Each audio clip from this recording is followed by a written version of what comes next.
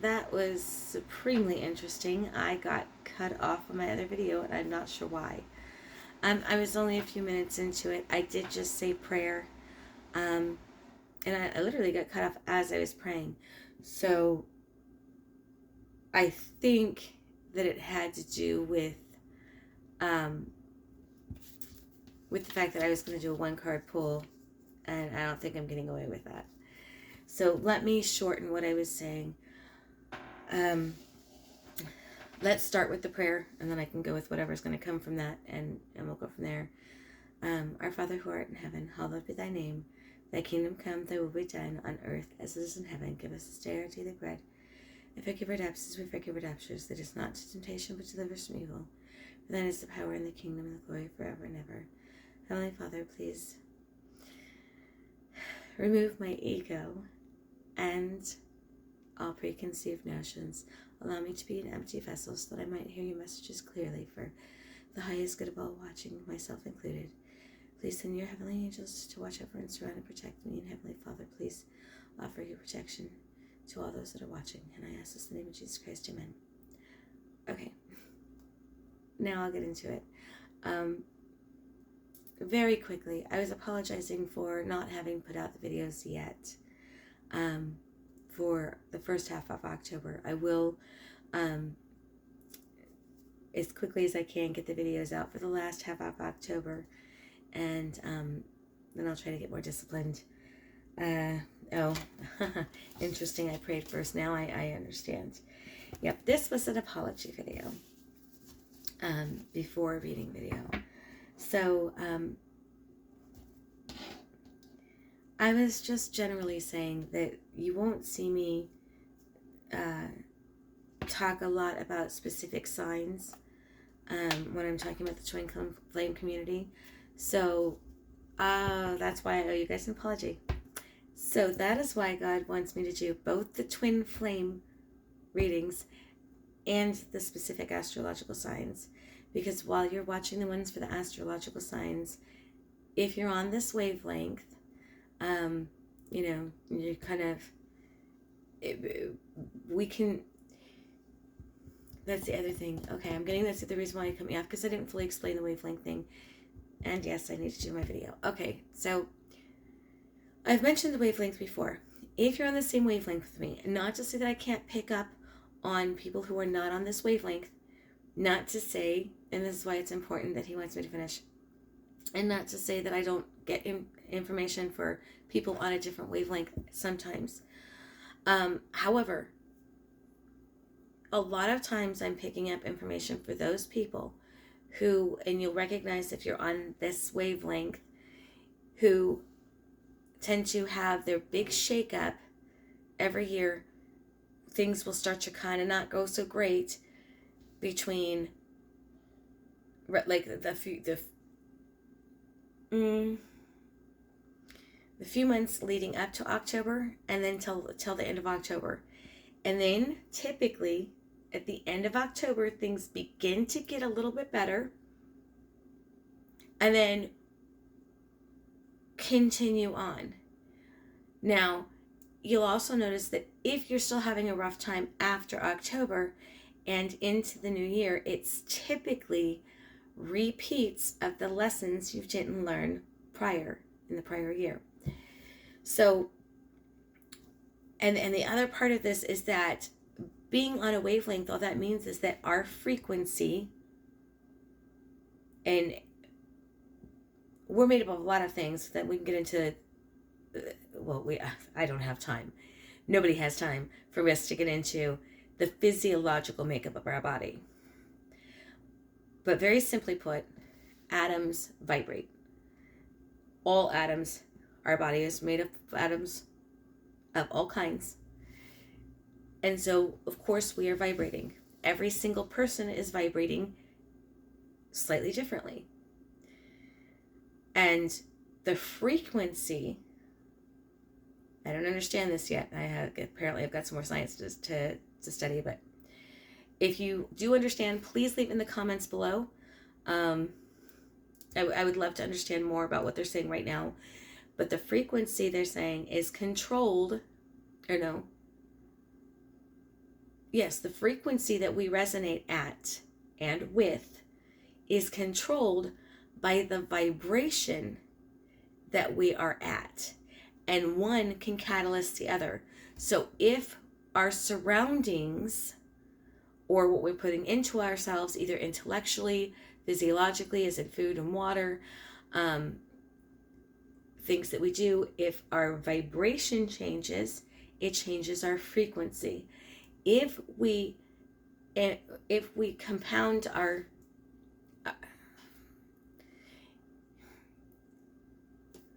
okay,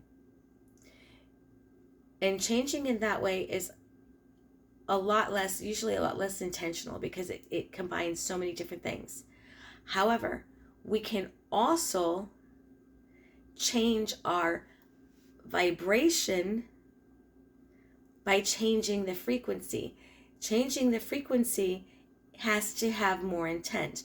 So you choose things that have the frequency that you want. Frequency is sound. The frequency, well, the primary way, the easiest way to get it in, for me anyway, sound. You choose the frequency that you want to vibrate at,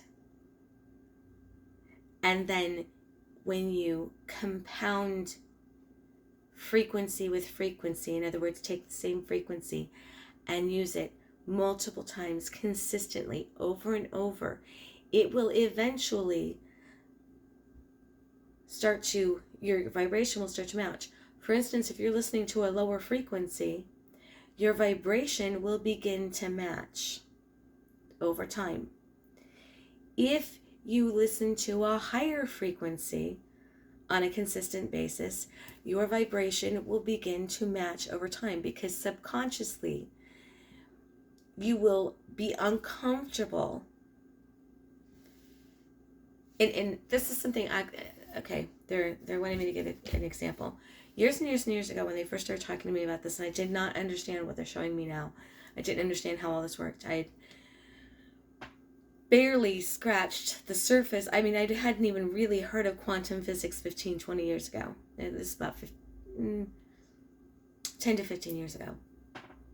So when they first started talking to me about frequency and vibration and the oscillating of the movement, which I still don't understand yet, but I do now understand the frequency is, and the vibration is this way, okay?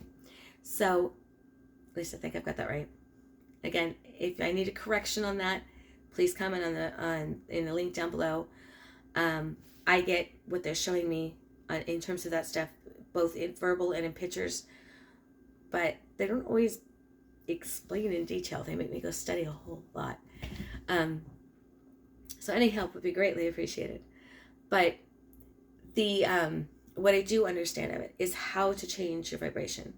Now, the vibration is that, what they're saying right now is the vibration is that with which we draw things on into ourselves, into our life, into our existence, our way of being, okay?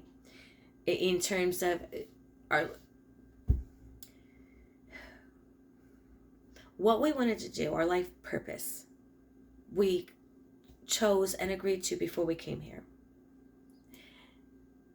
How we choose to do that is not always as predetermined as people would like to think. A lot of people say, oh, well, everything happens for a reason. Everything is just as it is. It's all as it's supposed to be. But that is not always true. And I can tell you that in my life experience, I mean, unless you're vibing so high that you never make a mistake and mistakes are made, then of course your life is grand and perfect, and you'll see that because you will have hardly any hardships. Okay? Nothing is ever wrong in that we're here to learn. And this is a huge experiment. This isn't God's experiment playing with us. This is his gift giving us free will, allowing us to experiment for ourselves and create for ourselves. But can things be done wrong? Can they be completely wrong? No. As long as you are still trying, as long as you're still learning, as long as you're still growing, you're still winning. You're still getting your grades, you're still getting there, and you're still moving on to the next classes. You'll know if it's going wrong if you repeat the same lesson over and over and over and over and over and over sometimes for whatever reason. And that's how I know, because there have been times, that's the proof to me of what they've said. There have been times I've been told, don't do this. You need to do this instead. And they will show me, if you do this, this bad thing is going to happen for you. This bad thing is going to happen. You're risking this. This may happen. This may happen. They will show me in advance. But there are times where they will say, we understand why you want to do it. So what you have to ask yourself is, do you want to carry that person's backpack? In other words, do you want to put the burden on yourself, potentially harm yourself for yet another cycle? Or are you ready to walk away from this and move forward? And there have been times, and my lesson is boundaries lately, where I have, and I don't know if it's a mistake or not, because I'm not inside of that person. I don't know how they could have handled it. But it seemed to me that they needed the extra help, even though I knew I was harming myself in doing so. And most people around me will tell you that's my kids.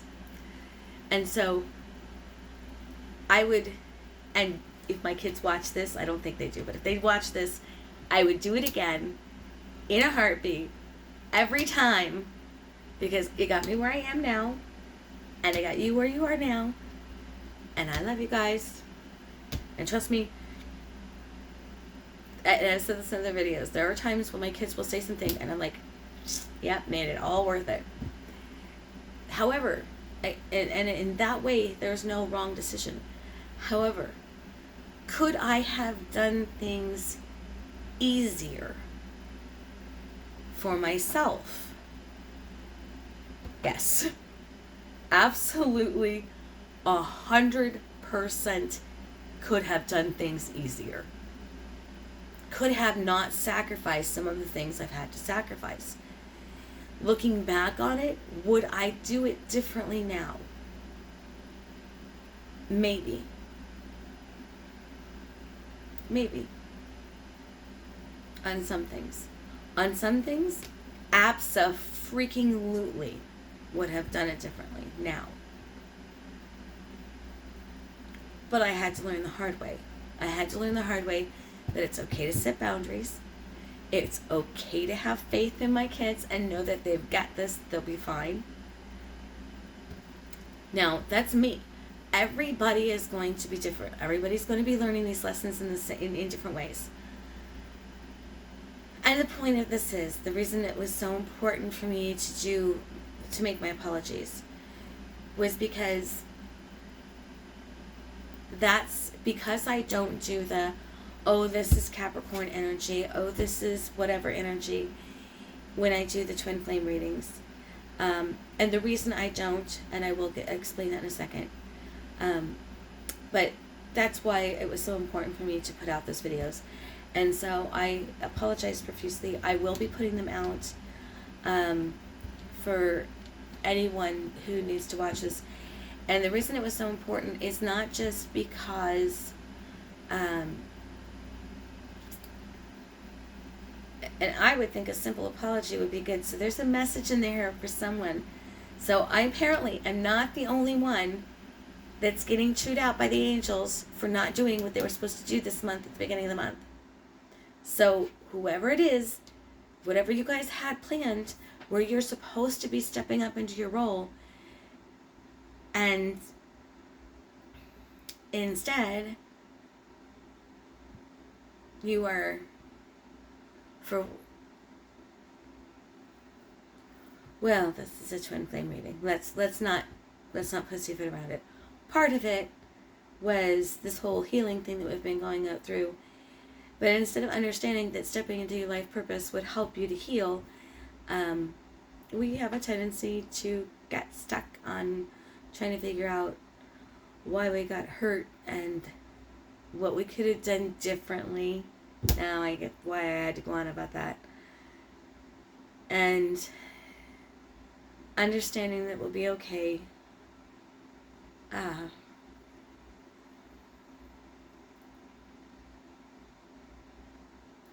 Our sacrifices will be worth it. I don't know how, because they won't tell me. All I can tell you is they're like this. They've been reminding me of this non-stop. This is not just today. Oh, I don't know if you can see it.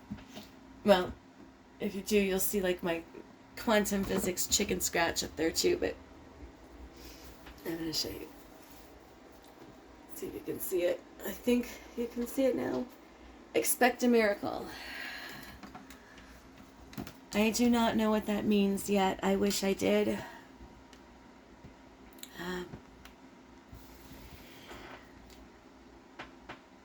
I've been trying to guess for all of us. Does that mean that we're supposed to expect a windfall of money? Or in my case, I've been praying that all of a sudden I miraculously figure out all this access stuff for work so I can... Well, that's a pride and ego thing. Because I want to be good at my job. Don't we all? And I see miracles every day. I do. Oh, wow. Getting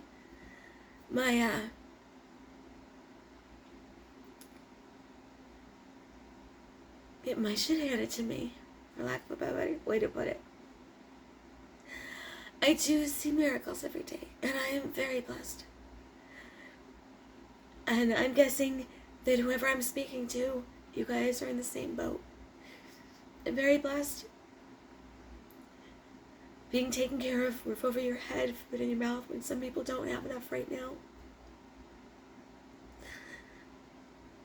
Jobs when some people don't. Or money coming in. And I am so grateful to God for all of that.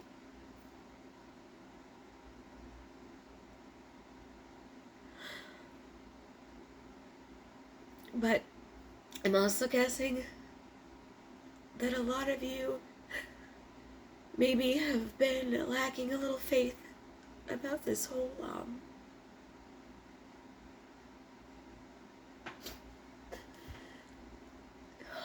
this twin flame thing.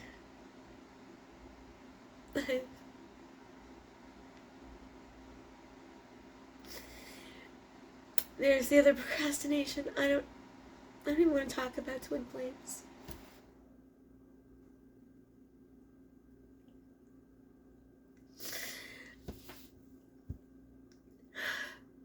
I am blessed enough to still be friends with mine. But boy, does he hold a grudge when someone screws up. And,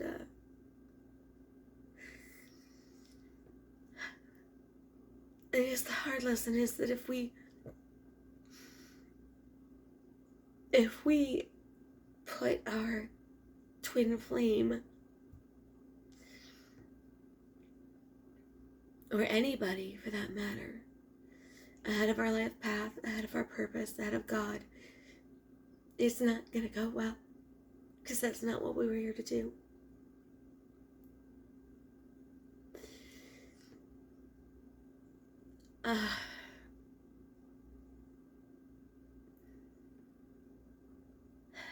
So, this reading was supposed to be for the general collective for the rest of October, right before this new cycle. We've got the rest of October to figure it out and to set our sights on what we need to do before the next cycle begins. And that's not to say that, are we doomed? Is everything going to go horrible if we don't finish? No, it just means that the seeds that we're planting now is what we will harvest next year. So,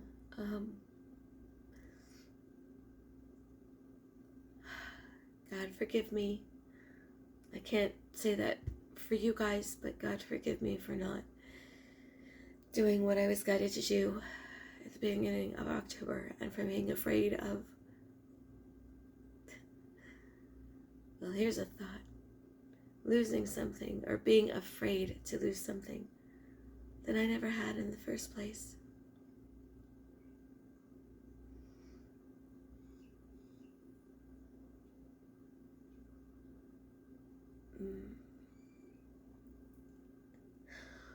Well, let's find out what we have to work on, what messages God's got for us between now and October 31st. And I'm sorry about this. Just had a difficult conversation last night, that's all. And today.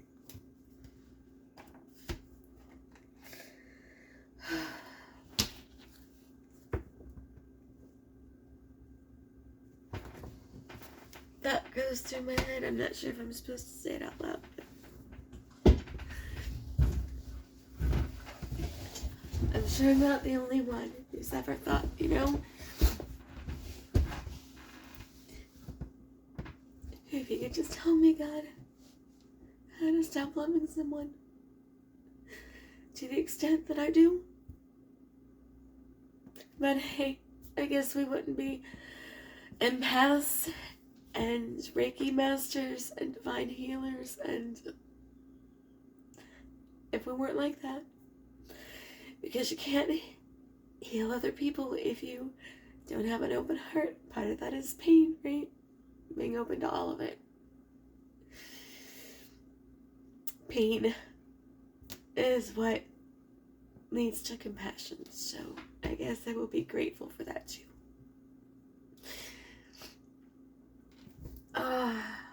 I'm so sorry. Jeez. Did not expect the reading to go like this, or the channeling, or the message. Part of me doesn't know if I can continue, but I want to do the best, because that's what we're here for. So,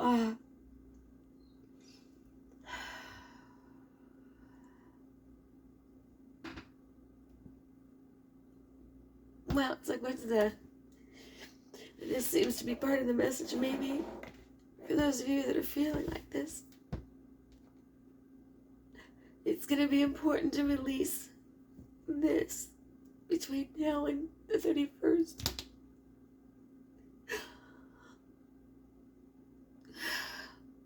Because the pain is a blockage, and we can't move forward when it's blocked. It's like taking the vibrating energy,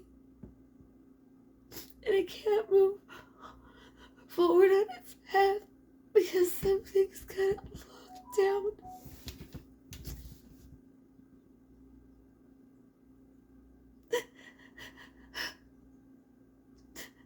I'm a firm believer, though, that there's a time and place for this, and on video is not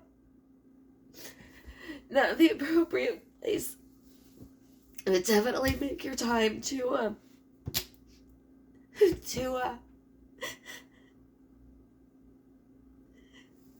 feel through your emotions, and to feel through the pain that you've been through, so that this does not happen to you. Because this is the result of stepping down for so long and telling yourself that you're fine, that it doesn't matter. So, this is a do as I say moment, not a do as I do moment, obviously. Because you don't want to do this at work,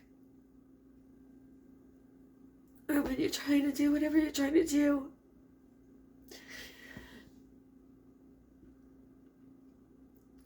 Oh, I am gonna pause for a minute and go clean up for a sec. Oh, please Forgive me, I'm sorry. I will continue. I just need a second. I hope it does not pause. If it does, I guess it will be 2 separate messages. Okay, I'm back and I'm sorry. Just took me a second. I do have to release the pain clearly. But the other lesson there is when you break like that, you can't see through the pain. You have to learn to live with it. You have to. I shouldn't say you have to. Nobody has to do anything. But it will benefit you to actually embrace that pain. And by embrace it, I don't mean that you have to like say, oh, okay, I was supposed to have all this pain. It just means when that does hit, like it just did, in order for me to stop crying, I just stopped fighting the pain. I had to just embrace that I was feeling that way, that it was gonna be okay, take a deep breath. And I did. And it's still there. It's not like it just gets released automatically, but now I understand that it's there. I'm honoring myself in this moment. I am anyway. And fully willing to accept that this is clearly something I have to take care of. The other thing, as soon as I got through that, like literally, the reading doesn't stop. As soon as I got through that and could take a deep breath, and quite frankly, I had to go blow my nose. As soon as I could take a deep breath and get through that, and get the intensity of it to stop for a minute, and it still hurts. Like there's an ache in my throat, and I'm only telling you this because you should know. It doesn't mean it's like you're not gonna be.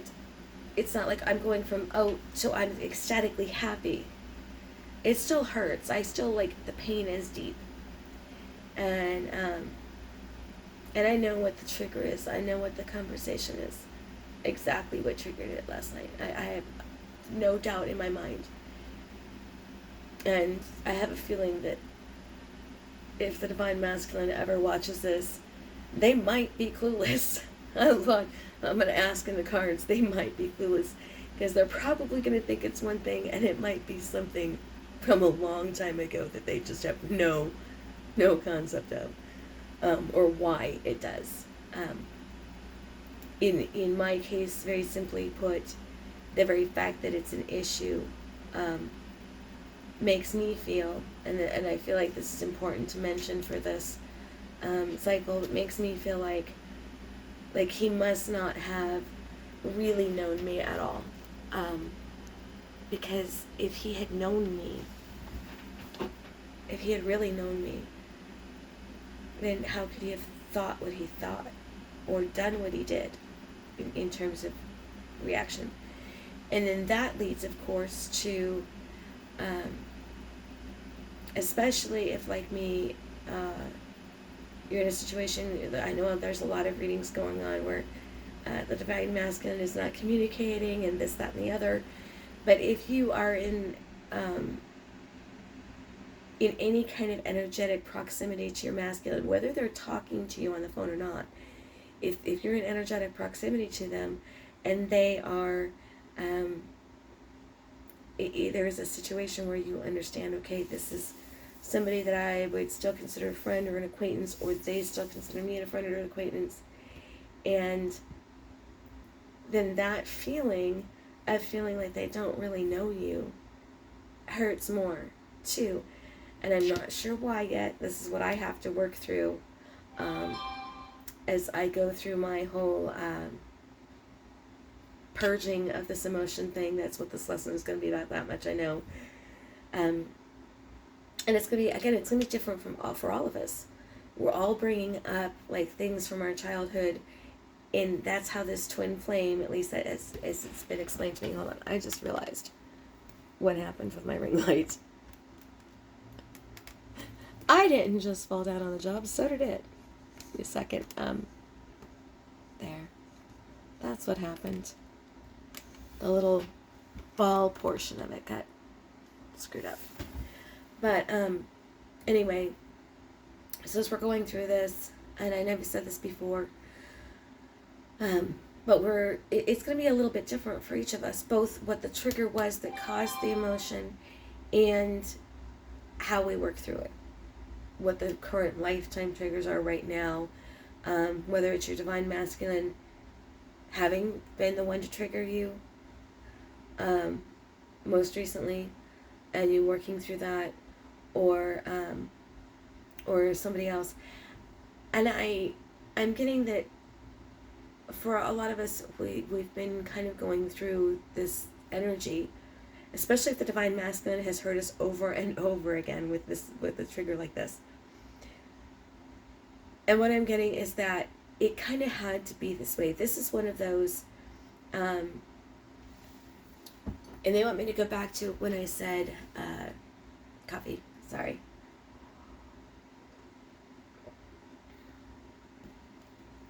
When I said that there is no correct, there's no right way,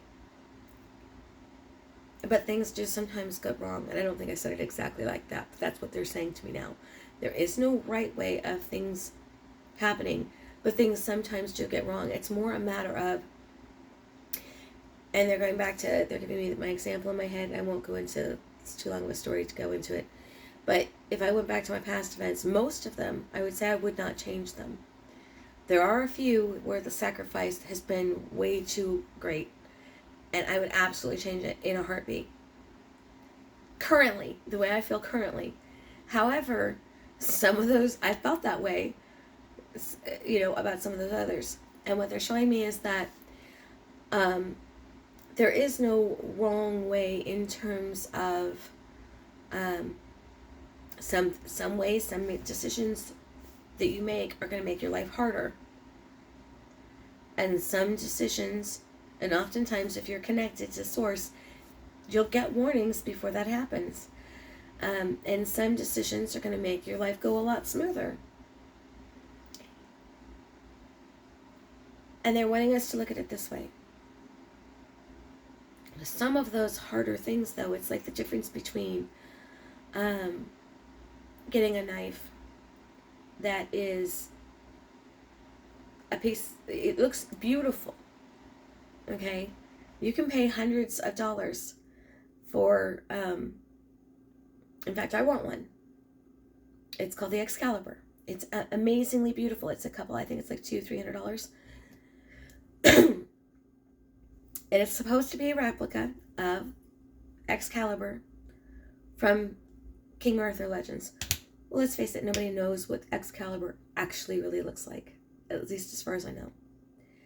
I just happen to love Arthurian legends about Merlin and King Arthur, and really liked the story of the Lady in the Lake and the sword.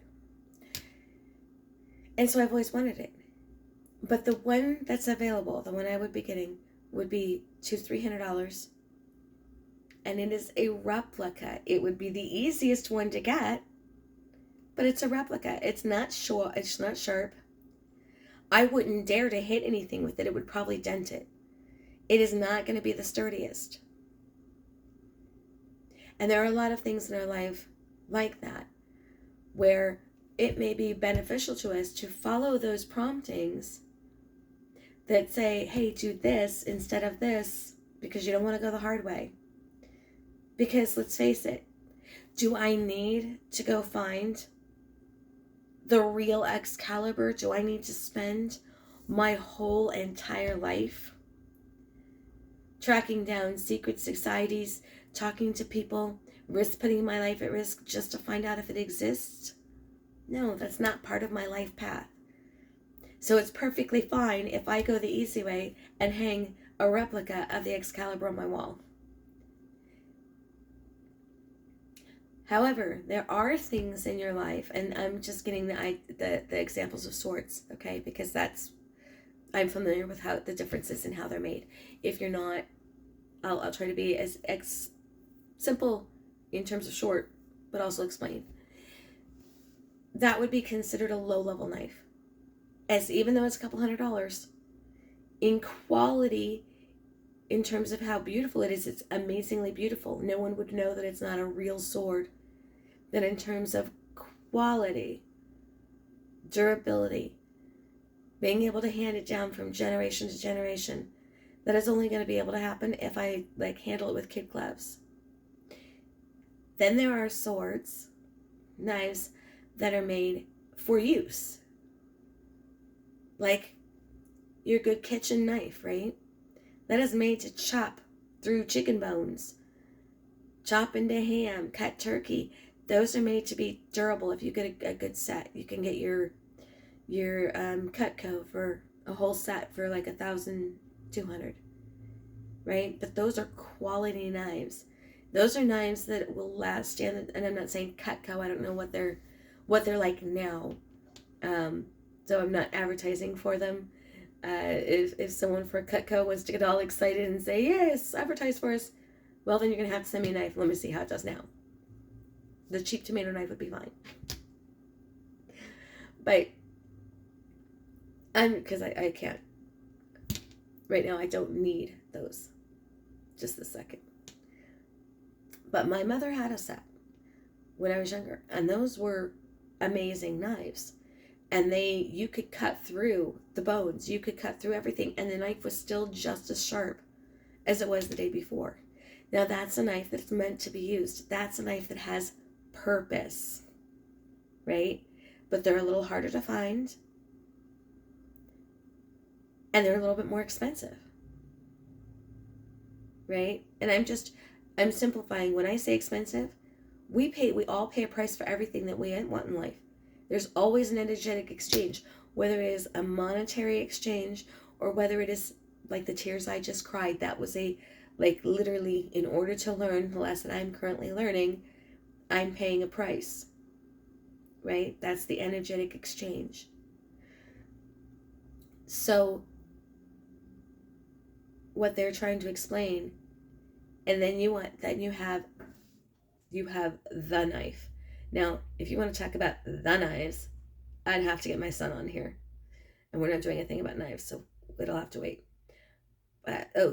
Actually, they're telling me Damascus steel. So if you look up Damascus steel, it is very durable, very strong.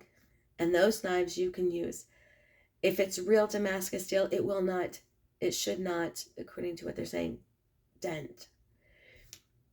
And then you have knives, I don't have another word for them other than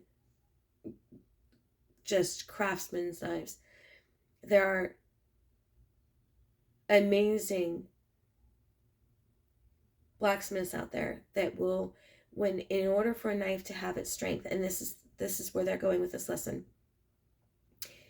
The reason that these knives cost so much is because that the blade itself has to go through, kind of like my tears, and the pain. Okay, this is part of life. You're paying a monetary exchange for this because you're paying for the master level craftsman to create something. And the way in which they create these unbelievable knives and swords is you have to heat the metal in the fire. It's called tempering, and temper it. So you heat the metal in the fire, and then you have to take it out. And I hope I'm getting the order of this right. So if you know blacksmith, it can correct this, but heat it in the fire, hammer it the way you want, and then temper it, or put it in the water. And then you continue that process. And what they do to make the strongest knives is they continue to fold the metal in over on itself. And then they hammer it out again. And then they fold it again. And they continue doing this for as many layers as that metal can stand, or until they give up, depending on the craftsman. But there are knives out there that have been folded 1,000 times. Those are really expensive, very rare, especially because as you're going through that heating and tempering process, sometimes the knife breaks. Now, God is a master craftsman. He is not going to give us anything too hard, whether it is the tempering or the cooling us off.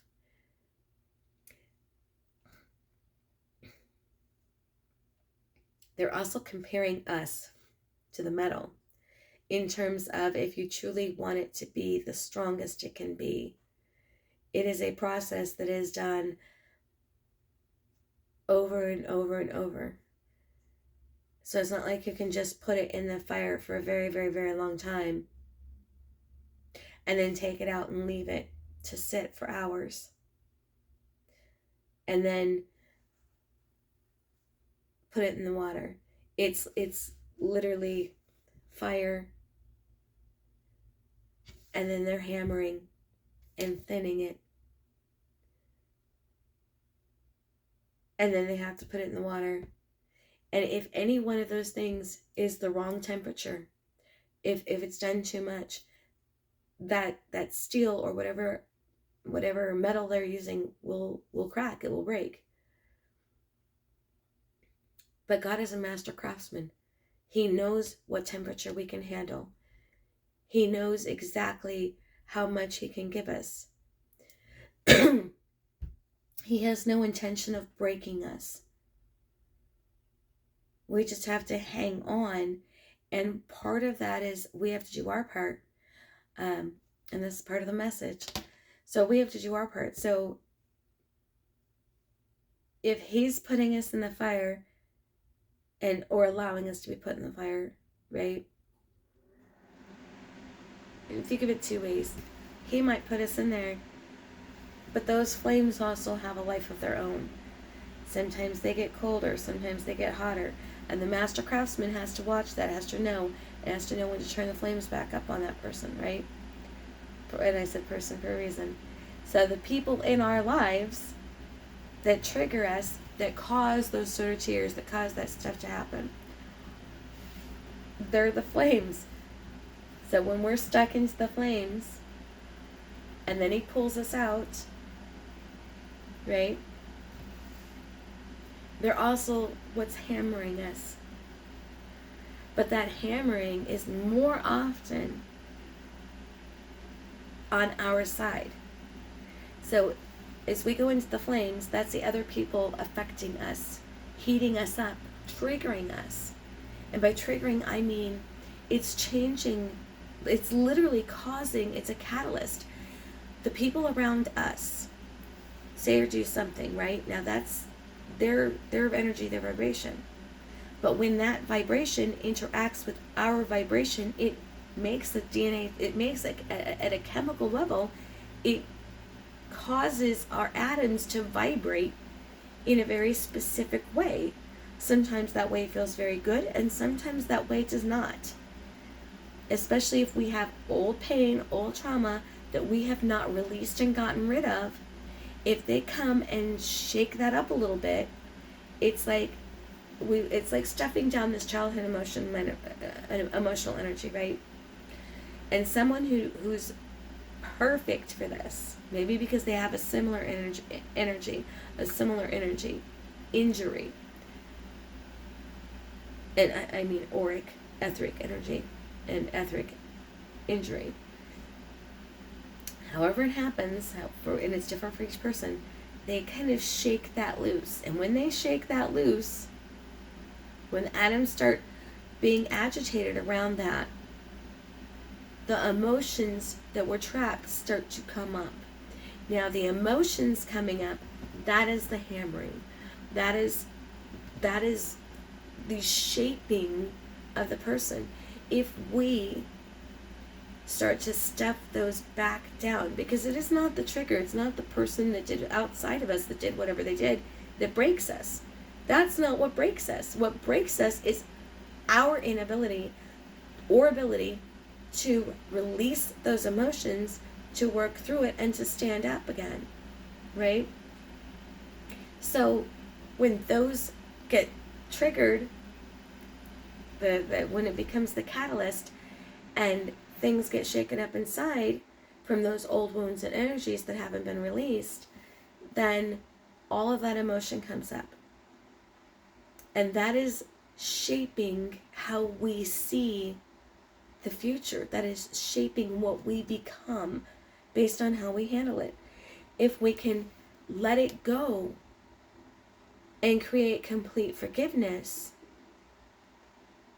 then that shapes us into a stronger tool for both our purpose and for the whole world. If we don't,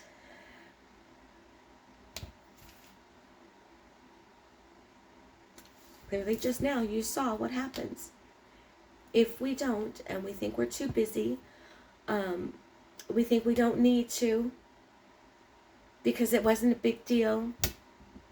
If we don't want to face the pain and we stuff it down for whatever reason, then it expresses itself. Whether that becomes like what just happened to me, or whether it becomes something even worse if we're really good at stuffing and internalizing, and I used to be better about that. And I had ulcers at 15 years old. Like peptic ulcers. The doctors told me basically it's when you are so stressed and you're stuffing your emotions so much that they didn't use the word stuffing. They used something much more medical friendly. But basically when you are stressed out and you're not expressing it, taking care of things, and I have a feeling a lot of you know what I'm talking about. The acid begins to eat a hole in the lining of your stomach. They didn't say I had a full-on ulcer at the time, but peptic ulcer means pre-ulcerous. I was literally stuffing so much at that age that I was destroying myself physically. I've learned to get better. I've just had a few things lately that clearly I haven't faced. Now here's the next part of the lesson. And I'm getting this as you guys are, so don't think for a minute that I'm exempt or that I'm in any way trying to be preachy, because I'm not. I'm getting this clearly, as you just saw. I'm getting this right now. Okay? So what they're saying is that as we learn to handle those emotions, that shapes us for a better tool for the world, okay? The reason, and they're addressing right now a lot of our doubts, a lot of the Divine Feminine's doubts about this whole twin flame journey. And what they want us to understand is that the twin flame masculines were sent to us for a reason. You wouldn't even be here listening to me if this part wasn't true. For whatever reason, however stuffy you might have been before, and believe me, I was bad. I know I was bad. In terms of not letting men into my heart or my inner circle. And that was probably why this is hitting me so hard. And there's a lot of reasons. I won't go into my own personal stuff, but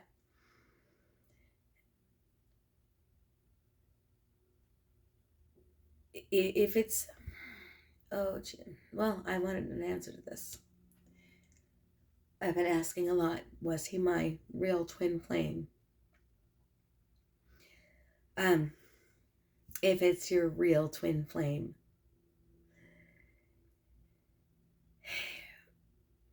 they are often set to meet us like this in life. And it's part of the reason why not all of them work out. Not all twin flames end up together. Because, again, no matter how good the master craftsman is, it's on our part to do the healing work, the pounding out of it, right? And God might be doing his part in perfect timing and perfectly. But if we as the assistants, if we as the helpers don't do what we're supposed to do, it's the knife is still going to, even if it doesn't break, it's not going to turn into what it needs to be. Okay.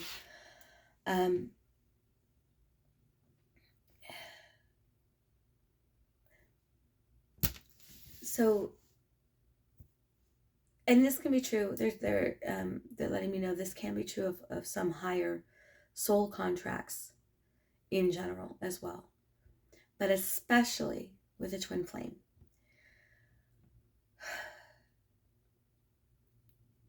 They will almost always, in rare circumstances, you have, and those are the leaders, those are the ones that you'll see they're in union, they're the leaders. They're the ones that are like already there.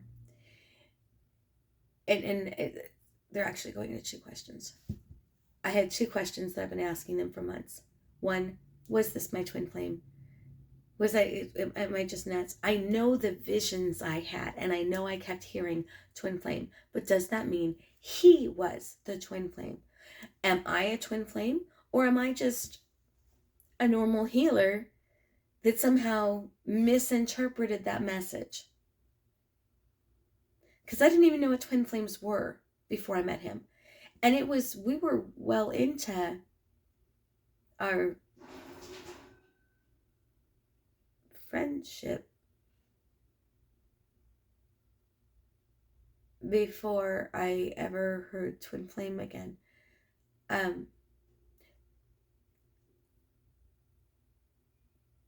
I'm going to pause for just a minute because I just heard something that scared the ever-loving crap out of me. I'll be right back. Alright, sorry. Really weird, strange, loud, banging noise, and I am alone in a house with vents around my yard, so no one should be, I shouldn't be hearing any loud, strange noises. However, one of the neighbors keeps saying they saw a raccoon in my yard, so who knows. Anyway, what I was saying was that was one of my questions as I was asking, like, was I right? Were all these visions correct? Because I couldn't understand how, if it was, then why was it working out like this? Because all I kept hearing was how twin flames are supposed to be together. That's what everybody else kept saying, although luckily God did tell me early on it doesn't always happen. So I was somewhat prepared for that. The other thing I kept asking is it better to watch the, because for a while I got tired of like trying to figure out, like, okay, I'm watching all these readers who are, seem to be, I won't say all of them are, but seem to be on the twin flame journey. Some of them I have gotten a distinct impression. I will say there are 2 readers that I started watching early on. And I knew for certain they were on the twin flame journey because they had not mentioned anything about each other. They had not said anything about each other. In fact, I'm not even sure at the time when I first started watching if they knew each other. I'd be interested to ask them one day, because the minute I saw the gentleman first in his readings, and I liked the way he was doing things, and then I saw the female in her readings, and at first I was like, well, this is familiar. The energy is familiar. And I started watching them both, and I was like, that's her masculine. That's his feminine. They're like, they need to meet. I was I wanted so badly to write to the two of them and say, I know where your twin flame is. I've seen your twin flame. Of course, we can't do that to someone. So I didn't. But it was such a beautiful thing to watch, because as the years passed, eventually they started talking about, or she started talking about him first and hinting. And then they finally announced that they were in union, and the two of them were together, like taking pictures together and stuff. And it gave me such hope. I was like, oh my gosh, this is amazing. This is wonderful. So some of them do end up together. And having said that, hopefully that's your hope. If you've been watching this, if you've been on this journey like I have for a couple of years, then you probably know who I'm talking about. I really, really do like them both. I would love to give a shout out right now. I'm like focused on the flow of the message. And I think that's why I can't remember their names off the top of my head. I will do my best to put a link in the description below.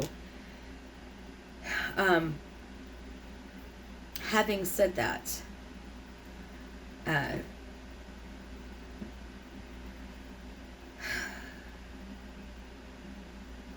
there's the other side of the scale, where there were these twin flames that were already in union.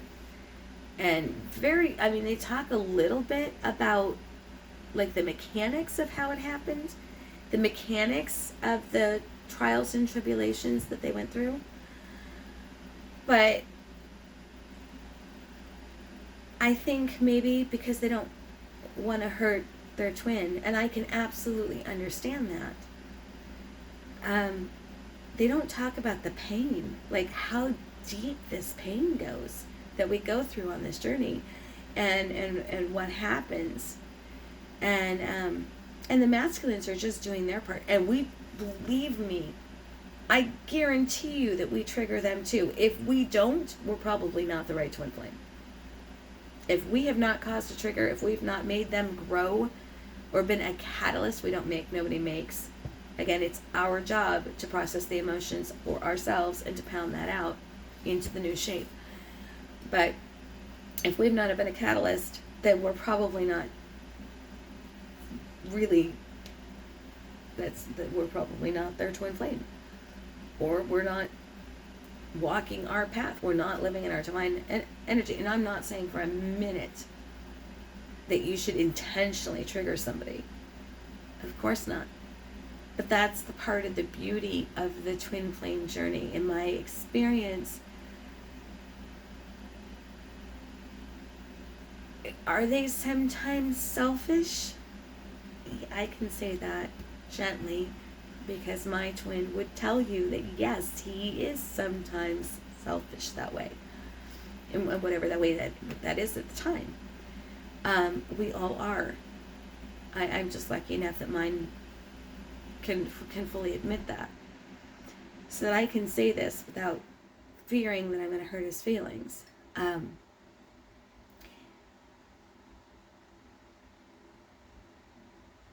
I would say though that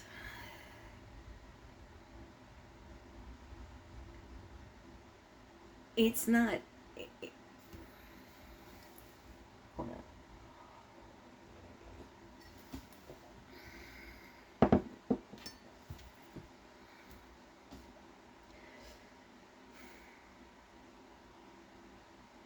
I'm trying to understand what they're saying, because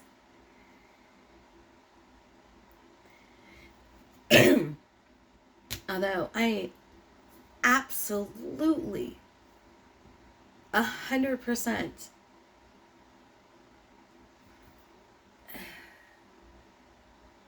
get what they're saying, I just don't understand all of it.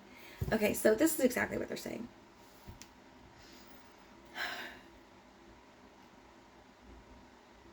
Just like us empresses, us divine feminines, we'll make mistakes. We do things. We don't do it with malicious intent.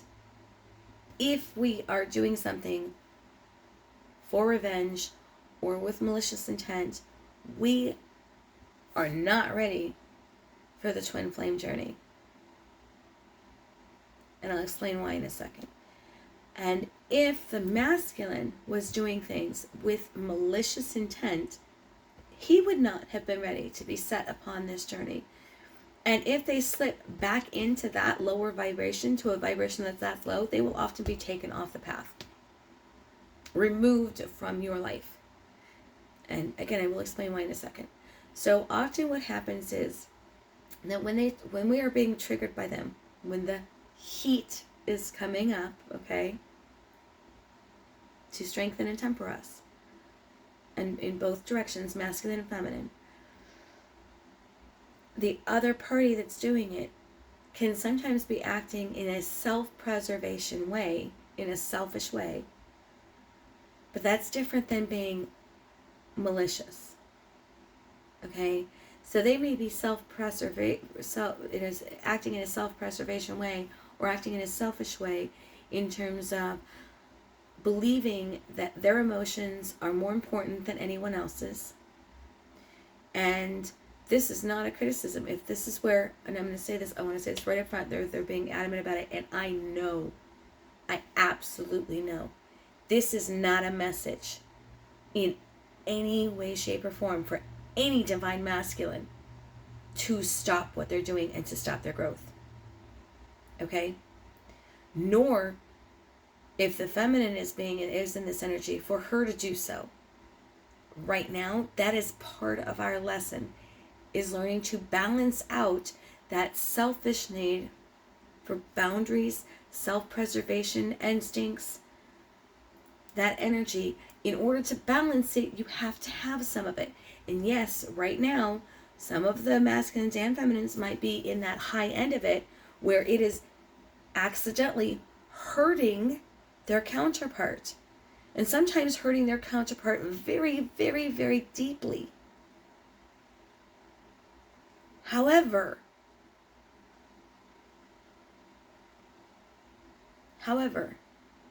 that does not mean that they should go to the opposite extreme and say, oh, no, I'm so sorry, I didn't want to hurt that person. I'm going to give them everything I have and sacrifice everything for them, even at my own expense. And now all of a sudden, I'm going to be the one crying, and I'm going to be the one in this terrible, terrible, terrible state. It's about learning to balance. We can't be the most effective tools if we're not tempered properly, if we're not balanced. We cannot be the greatest instruments for that divine creative energy, and therefore the whole world, but most importantly, even for ourselves and our own lives, if we're not balanced in that way. So, when one part of the divine union, one part of the divine counterpart is in their selfish mode, often the other's in a selfless mode, to extremes. And it's about learning to balance out with another human being. And the reason that this connection becomes so strong, the reason, and this was my other question, is why, of all people, wouldn't it have been better for me to learn all these lessons from other people that I could just walk away from? Why learn this from the one person that has the most power to hurt me? Why learn it from the one person that I've let in more than anybody else? And this is the answer. We're being given it today, right now. So for those of you that already knew this, it's actually probably a really good thing that you already knew this. And for those that you didn't, that are watching this, here's the answer that we are getting right now. The reason for that is because we have, and this is, I'll quote them exactly, their words. You, as in me, have had people in your life over and over and over teaching you these lessons about inner strength, about abandonment, about overcoming your abandonment issues, about letting go of things that are bad for you, about setting your boundaries, not letting somebody else hurt you, not letting someone else talk over you when you have something valuable to say too. And these are just, and again, the lessons are going to be different for everybody. I'm giving you quote, this is exactly what they're yelling at me about, okay? This is that I'm sharing my lesson. And in all of those other instances, you forgave the person by stuffing the emotion. And in the cases where you didn't forgive the person, you had to stuff the emotion even deeper so that you did not look at it. Apparently, I'm still not looking at one, which is betrayal. Betrayal by someone that I trusted.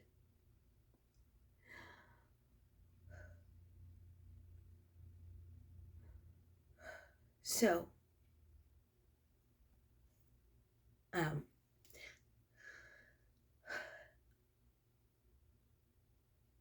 if we have worked through those things prior to meeting our twin,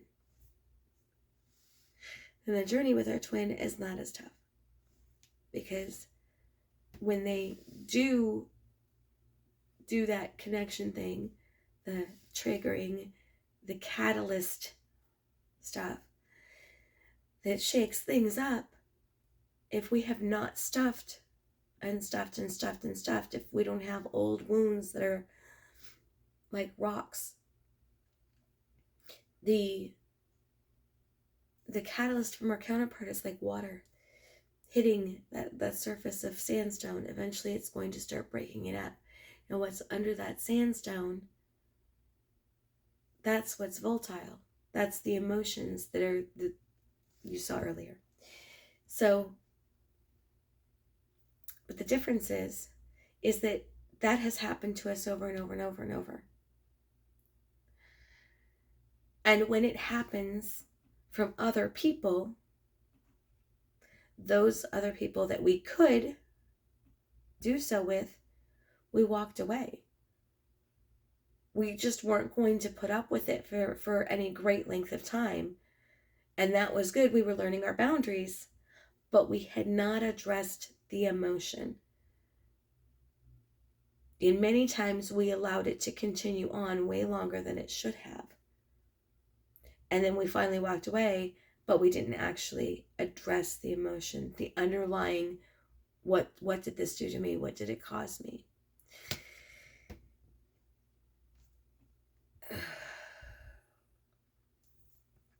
We didn't learn whatever final lesson we needed to learn from it. So then along comes this counterpart. Now, the thing with the counterpart is that we connect so strongly with a twin flame that our energies literally become entwined. Quantum entanglement. But in the most beautiful ways. Because if there weren't the most beautiful ways, we could walk away, right?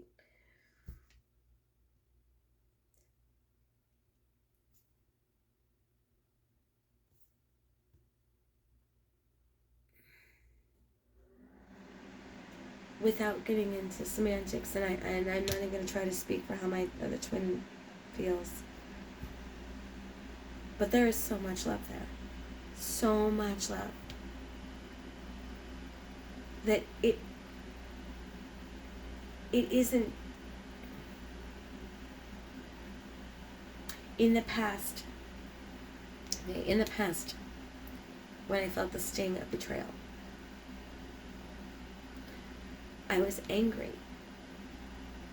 And yes, I might have forgiven, but it was a forgiving of stuffing down and just not looking at it again and saying, okay, I have to live with this person, so I'm just going to forgive and let it go, right? And we let the action go, but not the emotion. And the emotion is still stingingly painful.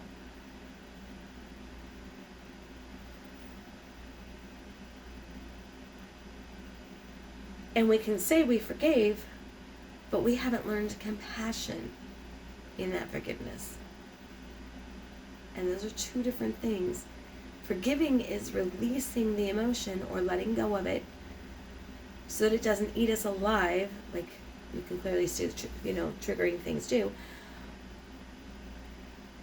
But learning the lesson from it, gaining insight and compassion is a little different.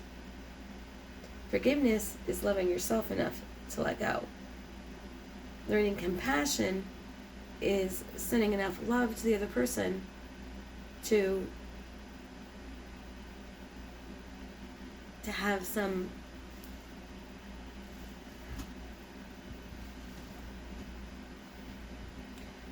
the ability to look at the why. Not just your side of it, but why. What was going on? Which in turn allows you to truly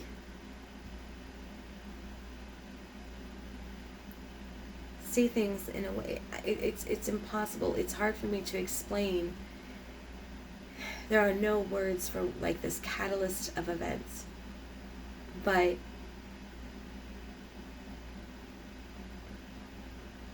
there is no real anger or pain once you truly understand. You still don't want it to happen. You might still want to set your boundaries. But for instance, there's one thing, and again, I'm not going to get into anything too personal more than I already have. In my instance, there was a thing that my twin did that really hurt because it had been done to me over and over and over and over, okay, by other people. And it affected my self-esteem at a molecular baseline level and my self-worth. And then when God explained to me why he did what he did, I started to feel a little bit better. And I still was like, because you always, if you are an intuitive, if you're a mystic, a healer, whatever, we all go through moments of self-doubt. And that's natural. So I was going through one of those, well, maybe I'm hearing what I wanted to, or maybe I'm not. And then he and I had a conversation, and it wasn't like he said, oh, well, this is why I did what I did. He didn't see, never did he admit to me word for word what he did. It's just that his actions and subsequent actions of other people told me. I knew what was being said and done. And I could see with my own two eyes, this is what's happening. This is what's going on. And so that it was never an out and out conversation. But he did say later, he told me things that the angels had told me. And that confirmed to me that the other, that the whole conversation was, yes, okay, that's what it was. And when that happened, it clicked. There was a healing for me that happened in that moment. It was like, okay, now I understand. I understand why he did what he did. Why this happened. Why X, Y, and Z happened.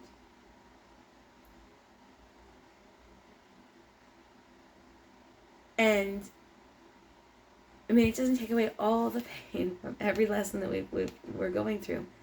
But for that particular one, other people might get upset, but I was like, no, you don't understand. I know exactly why it has to be this way. I know exactly why he's doing what he's doing. And he has to do it the way he has to do it. Just that's the way it is. For now. That may change for him as his lessons change, as his growth goes. And I always wish the best for him and absolute growth. I hope he gets closer to the Creator, not because, but because I know from personal experience that when you are close to your intuitive side, things go smoother, and I want that for him. I want the absolute best, 100% best for him. It kills me when some of my little prophetic things, the angels told me, well, he might go through this or this. I'm like, please no. And I will pray. I have offered to take his burden so many times. I'm like, can I just take that back? Can I just take that hit for him? Because that's not a good one. And they're like, nope. But luckily it's not been anything too hard. He's my divine masculine is amazing. Absolutely, hands down, despite everything, amazing. Like, just an amazing person. I will always want the best for him. He's freaking phenomenal. And I was blessed to have been in his close sphere for as long as he allowed me to be. And these are tears of joy. This is the other side of that coin. These are tears of joy. Like, he is just and this is why. This is what they were explaining to me, that this is the twin flame journey. Because anyone else, we would have done what we always done when we got triggered, when we got, the tears earlier that were of pain, when we had that happen. Anyone else, we would have, stuffed it down, and we would have walked away from them emotionally, even if we had to live in their vicinity, whether it's a parent or a sibling, or, and usually that's where some of the deepest wounds start, is in childhood. Aunts, uncles, people we trusted betraying us in some way,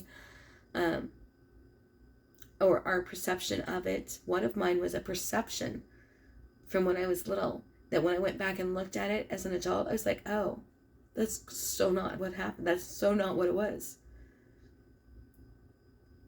So as we grow up, we learn that we're powerless to stop those things. And so what we're taught is to just stuff the emotions down, to be a big girl, don't cry, only babies cry. I think my aunts used to say, cry baby titty mouth. Don't know what the hell that's supposed to mean. But, I mean, it was literally, like, I don't know about a lot of you, but I got made fun of for crying. My aunts were harsh.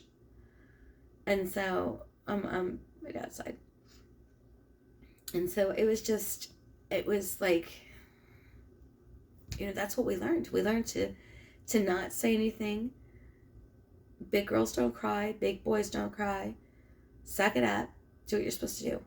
Well, in a twin flame journey, we love that other part of ourselves so much, because it is a part of ourselves. And the way in which God explained the twin flame has been a little different than the way I have learned it from everybody else. What he showed me was literally, like, it is two halves of the same soul. But if you think of it in terms of, like, as above, so below.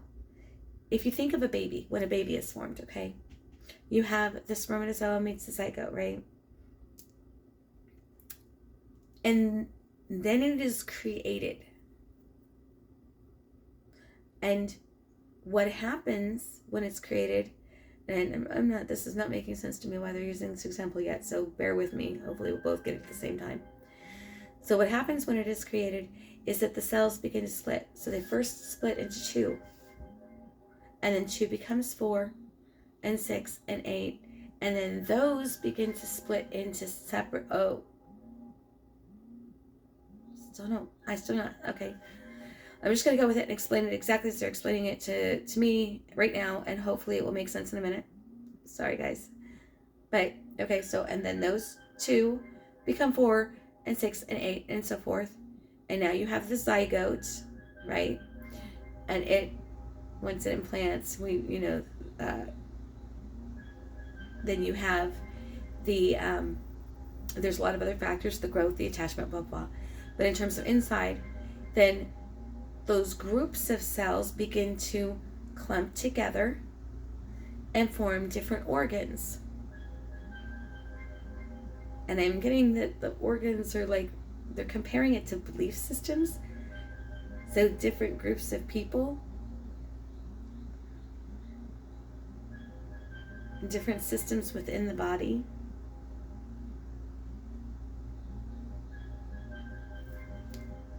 This is the body of Christ. Body of Christ-like energy, which is encompassing, which then when you look at the higher above the Christ-like energy would be here, the clump that was 3D version on Earth. Then you look into what the Christ-like energy was before it became the Christ energy. So that's Christ energy, and then there's the higher up from that is the energy of kindness, caring, compassion, unconditional love, the embodiment of a lot of different belief systems or beliefs and ways of interacting with the energy around the individual, ways of interacting with the earth. Okay, then you go above that, and they're showing me like a Gaia type of energy. And each of these is like an organ within an organ. And then you go above that and you have the divine energy.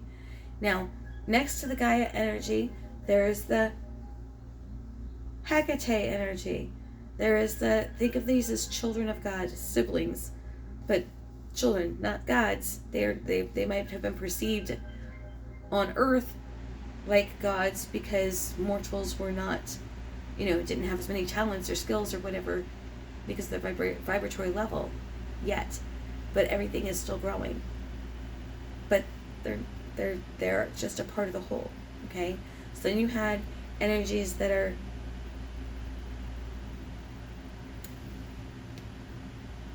interesting. Okay, so the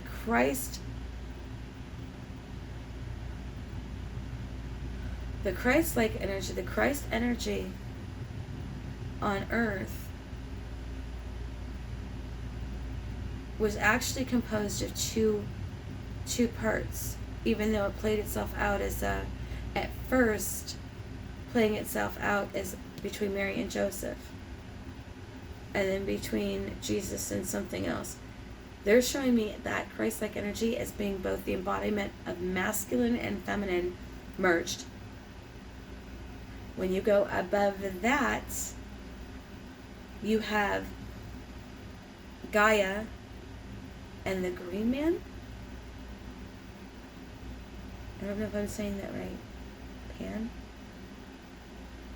So basically, again, two children of what I call God, the creator, the deity, the one who created every single thing in all space and all time and all places in which we live inside of his quantum body.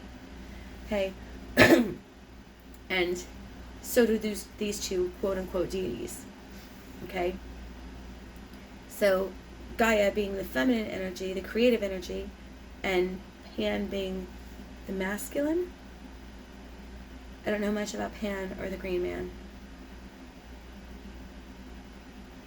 And then above that, there's the divine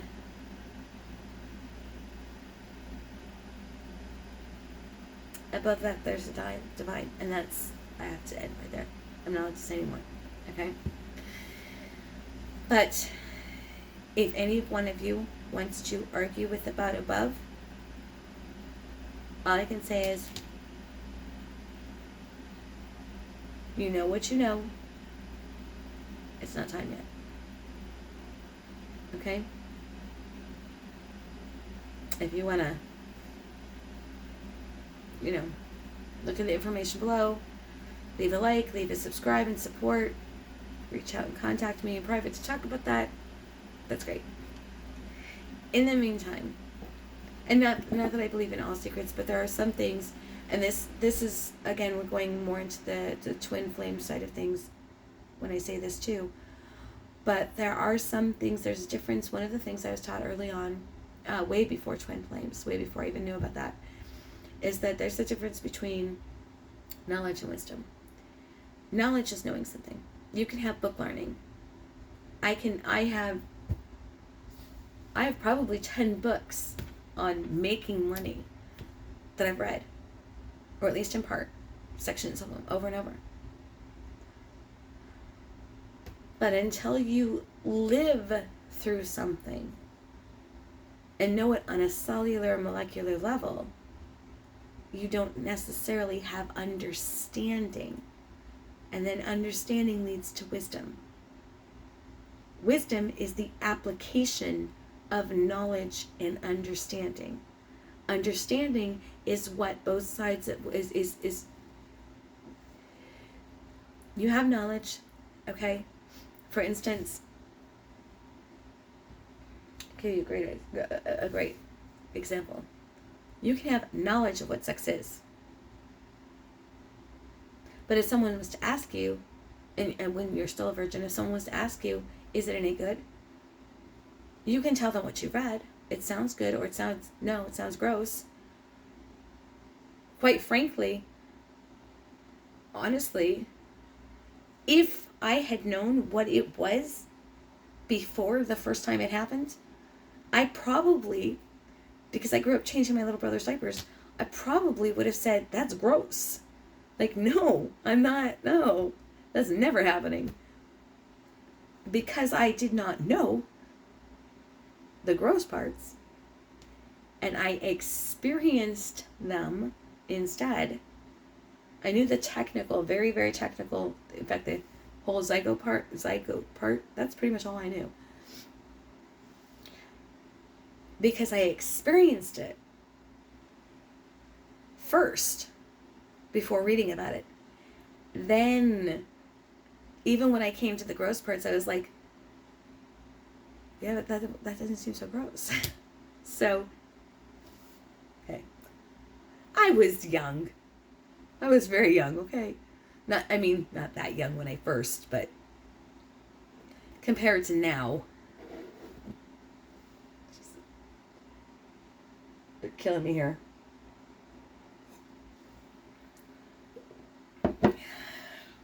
Okay. My point is, once I had experienced it, then if someone had asked me, was it any good? Then I could give an honest answer. That's the difference between knowledge and understanding. And then wisdom comes after more experience. And you can say, then it's the difference between, okay, here's the book learning, then here's the understanding, the experience, but you only had one experience. Now, through multiple experiences, you gain wisdom. Is it good it's better with some people than others. It's better at this time than others. There are some things that you like better than others. That's wisdom. It's the application of the knowledge. It's like, trying to think of a better example. One where I can give a little bit more, because there's too many. That one just has a lot of emotions attached. Okay, a surgeon. They're giving me a surgeon.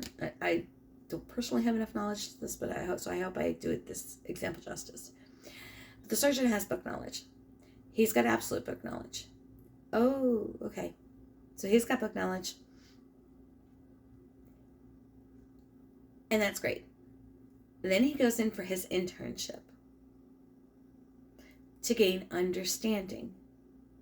True understanding. Now he gets to see it in an applicable situation. He's actually making the cut. He knows that he can feel the amount of pressure. As he begins to do that, as he feels compassion or attachment, entanglement to the body of his patient, because that's what it takes. He's not in his patient's body. He can't feel if they're feeling pain. However, as he learns to cut, he is going to feel the resistance of the muscles. He's going to feel if a muscle tenses up. He's going to become quantumly entangled for the moment of that surgery with that patient, to the point where he almost becomes one with them. If he's really good at what he does, over time, that's how it happens.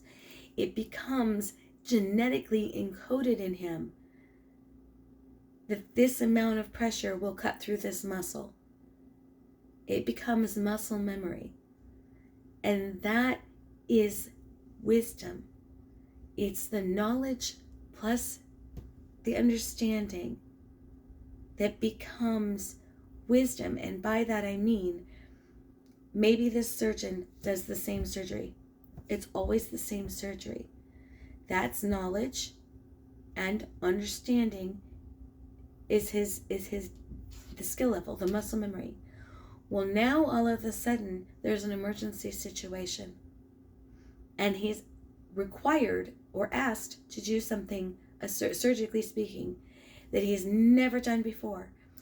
He has the basic book knowledge for it, but never once has he done it. Wisdom is the ability to take the knowledge that he has, even though he doesn't have the physical training, and to put it into this other situation and to use it there as well. It's the ability to take our skill levels that we have created, both with our knowledge and with our working application of things, and become flexible enough to transfer that information and that knowledge over to something else. I just looked at the clock and I did not realize we are an hour and 32 minutes in. Honestly, I did not expect it to be this long. And I guess that's the other lesson, is when you procrastinate, instead of doing micro readings, you get to do an hour and 32 minutes. I think I'm going to put a note on the title, may have to watch in parts.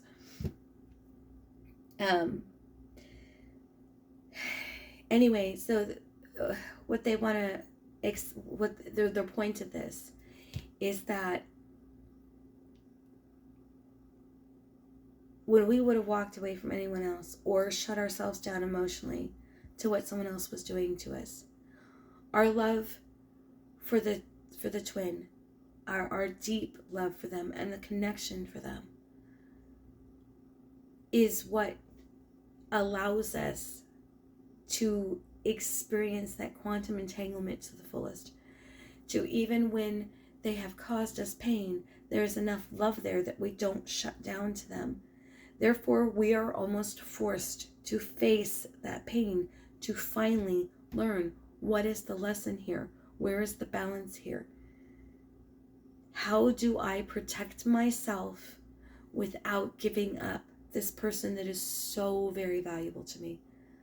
And I don't mean valuable in an I can use them way, but valuable in a, they are so precious, so amazing, so wonderful, that I would happily carry their backpack, even if their backpack means that I've got all of these tears that I have to shed.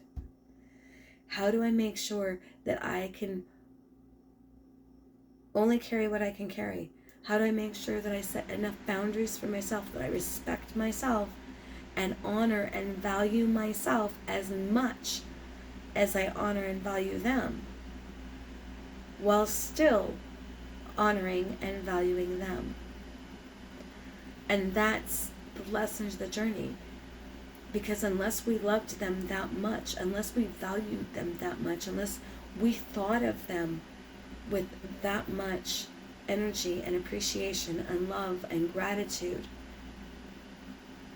we would just stuff it all down again.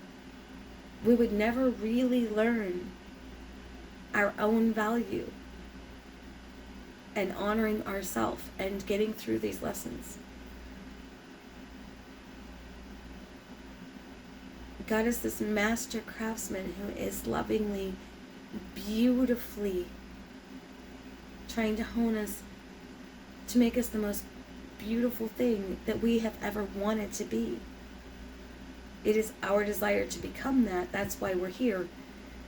And he is doing his part in fanning the flames, in knowing exactly when to put us in the fire. And it is our counterpart, both to be that flame, but also once we have honed those emotions, once we've hammered ourselves out, to also be that cooling, soothing, beautiful water that quenches our thirst, that soothes us. If we're very lucky, we get both.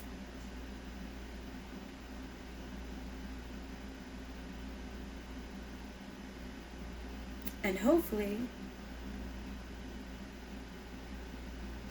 both sides of the twin flame learn balance and to follow their passion and to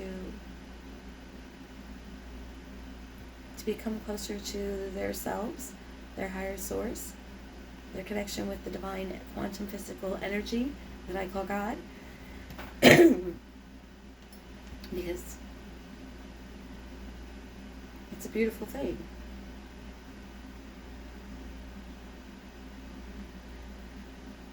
So if, like me, you've been struggling on this journey and you've been doubting yourself, if you've seen the signs, whether you're auditory or your gift is through that internal knowing,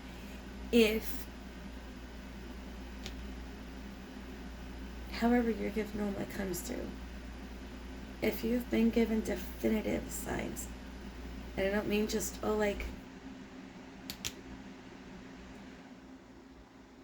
you seeing numbers everywhere, or not to just miss those outside signs, the songs that have been playing, the same master numbers like 1111, 44, 1212, they each have different meanings, by the way. I looked them up. 1010 is different than saying 33, and 44, and 1212. Not all of it means, you're coming into union right this second. Because I can tell you some of the times when I saw those divine numbers, those numbers the most, was when I was either just coming into separation or had just come into separation. Some of those things simply mean the angels are with you. Be patient. It's okay. It's okay to cry. So each one is going to be different. And some messages might be different for other people. Again, in this conversation, but I have spoken before about interpreting dreams and the filters that we all have. There can be something very beautiful and wonderful and helpful about reading a dream book, a book on dream symbology, because there are universal symbols. Just understand some of those symbols have been around for hundreds of years and are not applicable to today's day and age. For instance, when I was divorcing, before it happened, actually before I knew it was even coming, I had a dream about it. And the refrigerator in my dream exploded. Well, I knew what the dream meant. Kitchen's heart of the home for me. The refrigerator, that was the essence of feeding my family. There was a lot more to the dream, and I'm not going to go into the whole thing, but the point is that if you look in an old dream book, it doesn't have a refrigerator in there. One of my dream symbols was a car, a vehicle, specifically, for the longest time, even when I didn't have this vehicle anymore, a white van. Because I always felt safe in the white van. Safe, the vehicle I've ever most felt the safest in and associated with my family. You're not going to find that in a dream journal. That is what I call a personal filter with a personal meaning. If I was in the white van, I knew that I was going to be safe. If I had the dream, and in the dream I was not inside the van, if I could see it but I was not in it, it meant something was coming that I needed to address first, because I was not going to be safe if I did not take action before this event. And it's been right every time. So what I'm saying is that I can't tell you in this general message whether or not you specifically are a twin flame or not. Obviously, if you have come to this reading, then if you've been drawn to it, then you at least suspect that you're a twin flame. And you've been asking, more than likely, am I a twin flame? More than likely you've had your doubts. What I can tell you is that the majority of the people that find this reading are on a twin flame journey. And only you will know for sure.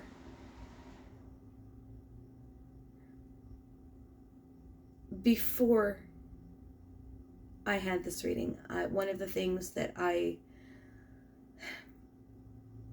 I'm going to finish this in a second. Their message, I'm sorry, that was more to them than you. But I'm getting two angels, two different thoughts, like being slammed at me one at a time. So before I started this today, I really had come to the conclusion that I had been wrong.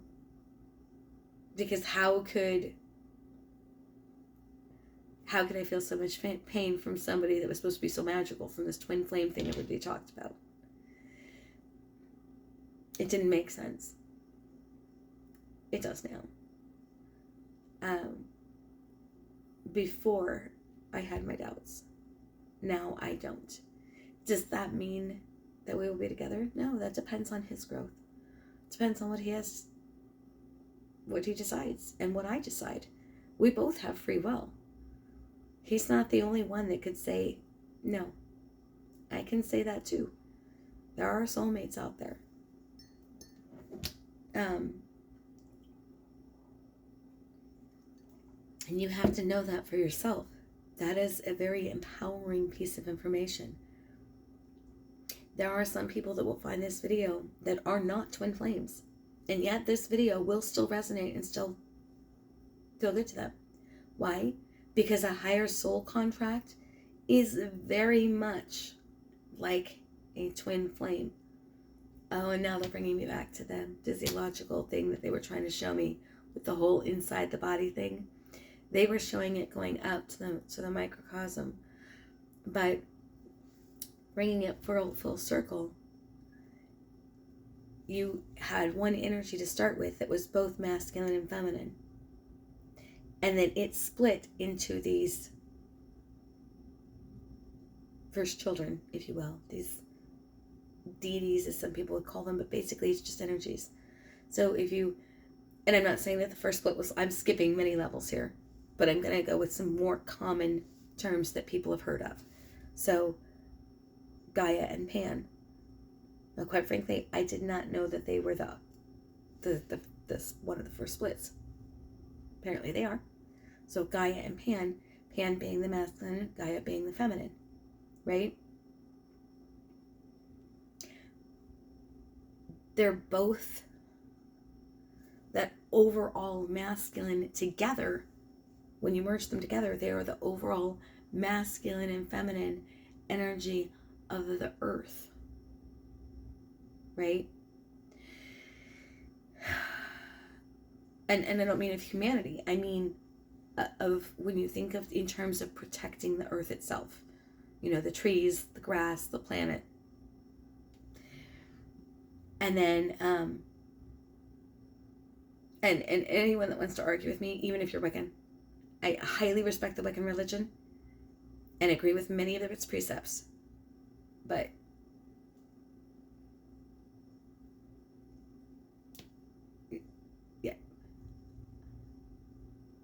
from my experience, like personal experience, walking through forest with Gaia, highly protective energy, right? That is an energy you don't mess with. And I don't mean you don't talk to. I mean you don't, like, as above, so below.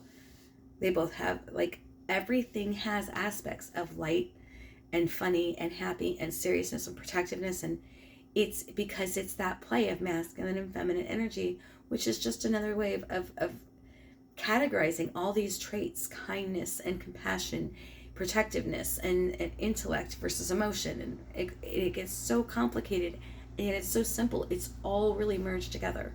Okay? Then when you get down here into that twin flame journey, in terms of these human cells that God created, this species called human, right? That God created, that are, again, just more cells within his ball of energy, this being of energy. Then one of those balls of energy splits into masculine and feminine. Right? And then they have this creative element and split and split and split. So humanity, all a twin flame is, it means that it was once the same molecular ball that split. But a higher soulmate, which means that, typically speaking, and then this goes into another scientific experiment. I'm sorry, this is getting so long. They're going into a lot of these scientific experiments. This is, I guess, one of those long overdue videos. There's a scientific experiment where they take a particle of energy and they actually cut it in half because they wanted it to be identical when it started, right? This tube is hundreds of miles long. So they send both particles to opposite ends of this tube. And then they do something to one, excite it, stimulate it in some way, to one particle all the way across the world. And this is like a tube that's a literal tube that's like, I'll try to link information about this too, because it explains twin flames a lot.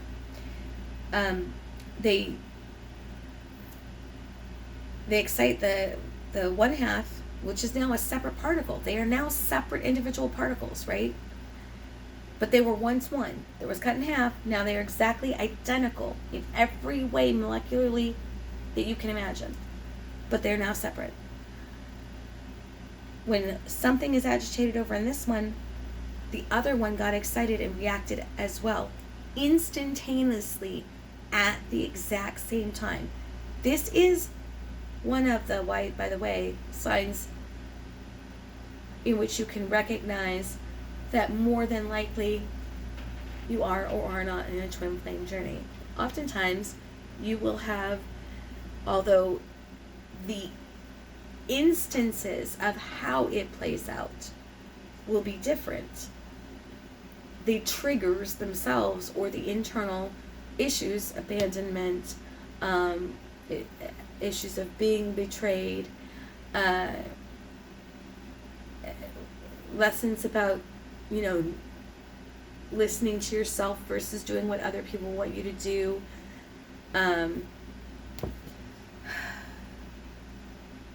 What are some others I've heard of other people going through? I'm just talking about the people on our general wavelength. Boundaries, learning to set boundaries, learning to understand things from other people's perspective. I mean, and these are very general. A lot of the population is going to have to go through this to some degree or another. Okay? But twin flames will oftentimes have the deepest wounds will be the same on each of them, which is why they catalyst each other into growth for that. But the reason it happens is because when they were once at one point molecularly the same, identical, and then they were split, there is no split. There's quantum entanglement, something that science still cannot see, but this is their proof for it. By exciting one, the other reacted as well, instantaneously. Now,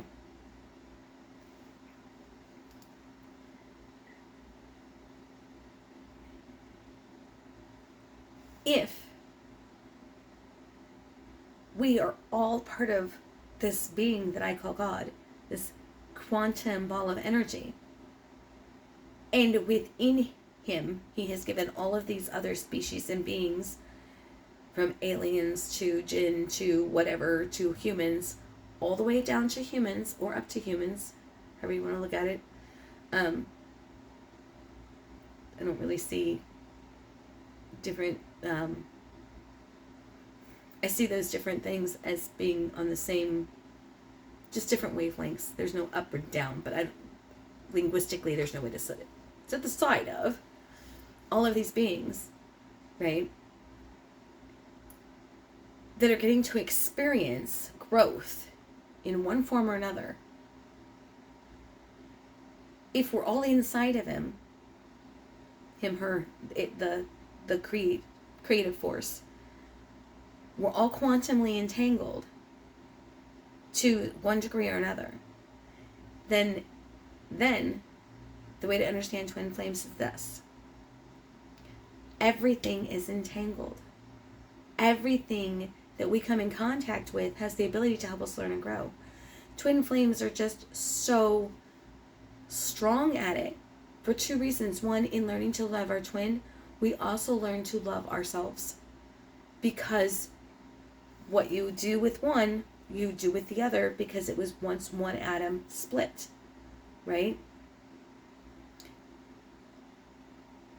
But above that, before that atom came into being, it was split off of another atom. That atom, or molecular structure, whatever it might be, gave birth to these other particles. One of them being this particle that was the twin flame ball before we became separate. So over here, there might be another twin flame ball before it became separate. Or maybe it never got separate and it's just a masculine ball or a feminine ball.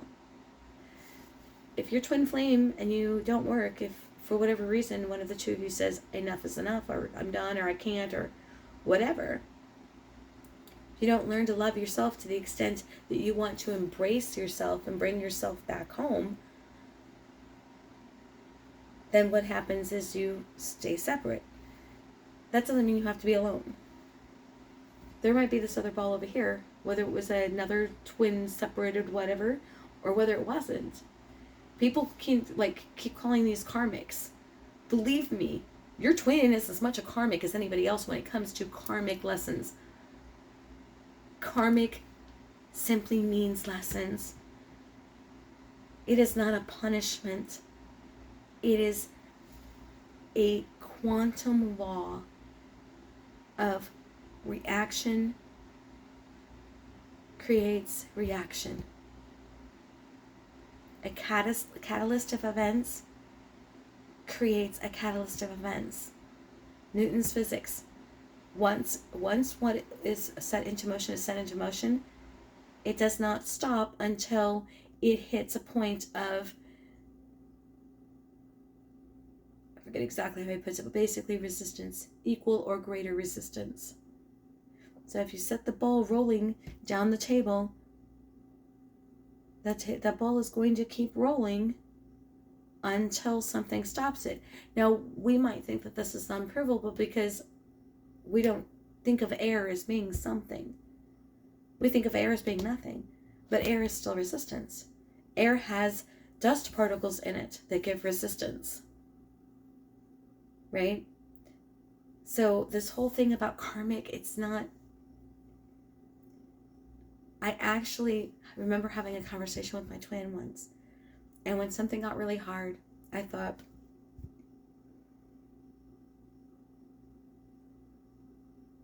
I wasn't sure what I wanted to do, but I was like, even if this is the case, your friendship is way more important to me.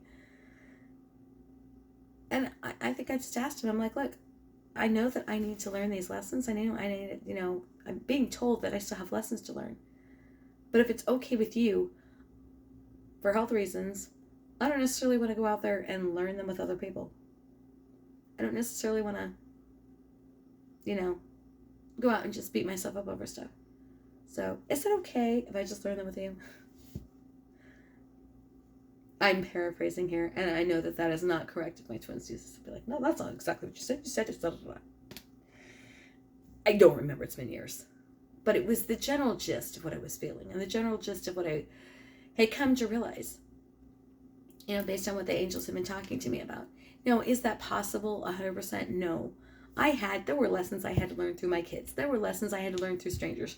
There were lessons I just had to learn. There were lessons he has to learn that I knew were going to hurt me, but he had to learn them because I couldn't do it for him. I wasn't the right vessel. I was not the right person. And that's all karmic means. It means that that person has the tools, whether you see them as good or bad, they have the tools within them, the experience within them, the whatever. They may not even be acting with wisdom and knowledge, but they have whatever it is, that they're on a catalytic path. That ball has gone rolling. Think of it like playing pool, and you want to hit a ball. None of the balls are lined up for that corner pocket. Not one damn ball. There's no way you're going to freaking get to that corner pocket. But if you hit X ball, if you hit your stripe ball, if you hit it just right, it will knock the other ball. And that ball can then potentially go into the corner pocket. Now, it's a trick move. And you have to, pool's different. You got to call your shots and stuff. But in life, we don't call our shots all the time. Sometimes we're playing, in fact, most of the time in life, we're playing scrap. Or slop. Whatever it's called. Most of the time, that's what we're playing. And if you're a pool player, you know what I'm talking about. Most of the time, we are playing scrap or slop or whatever. I can't remember which is the right term. And we're not calling the shots. We just know that the only chance we have, we may not even see that ball has a potential. We just don't know what the hell to hit at. We aim on instinct at that striped ball. And if we hit it just right, that ball has the potential to hit the corner pocket, to hit the other ball that goes in the corner pocket. Which is not winning the game, it's just the next step towards it. Right? And I say this because it's important, because some people are like getting so mad at their divine feminines or the divine masculines, and they're like, oh no, it must have been a karmic. It must have been whatever. But that's all that the karmic is the karmic is someone who is on a trajectory, who has been hit by life. Okay, you're not the cue stick in this point. Who has been hit by life with enough force and at the right angle to bump you onto the right path towards the goal, which is the corner pocket. That's all the karmic is. And if the spin is just right on it, you will go where you're supposed to go. And if it's not, you may not, but you might get 4 inches closer. So,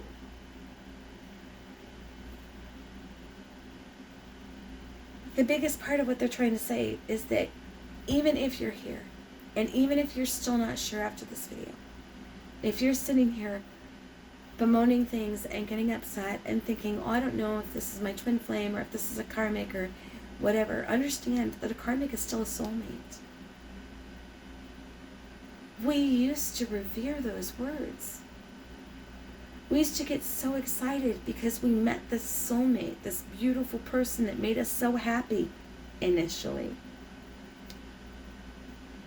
a soulmate is still a soul contract. It is still a friend that before coming to this 3D plane said, hey, I know that you might need this little bump over here.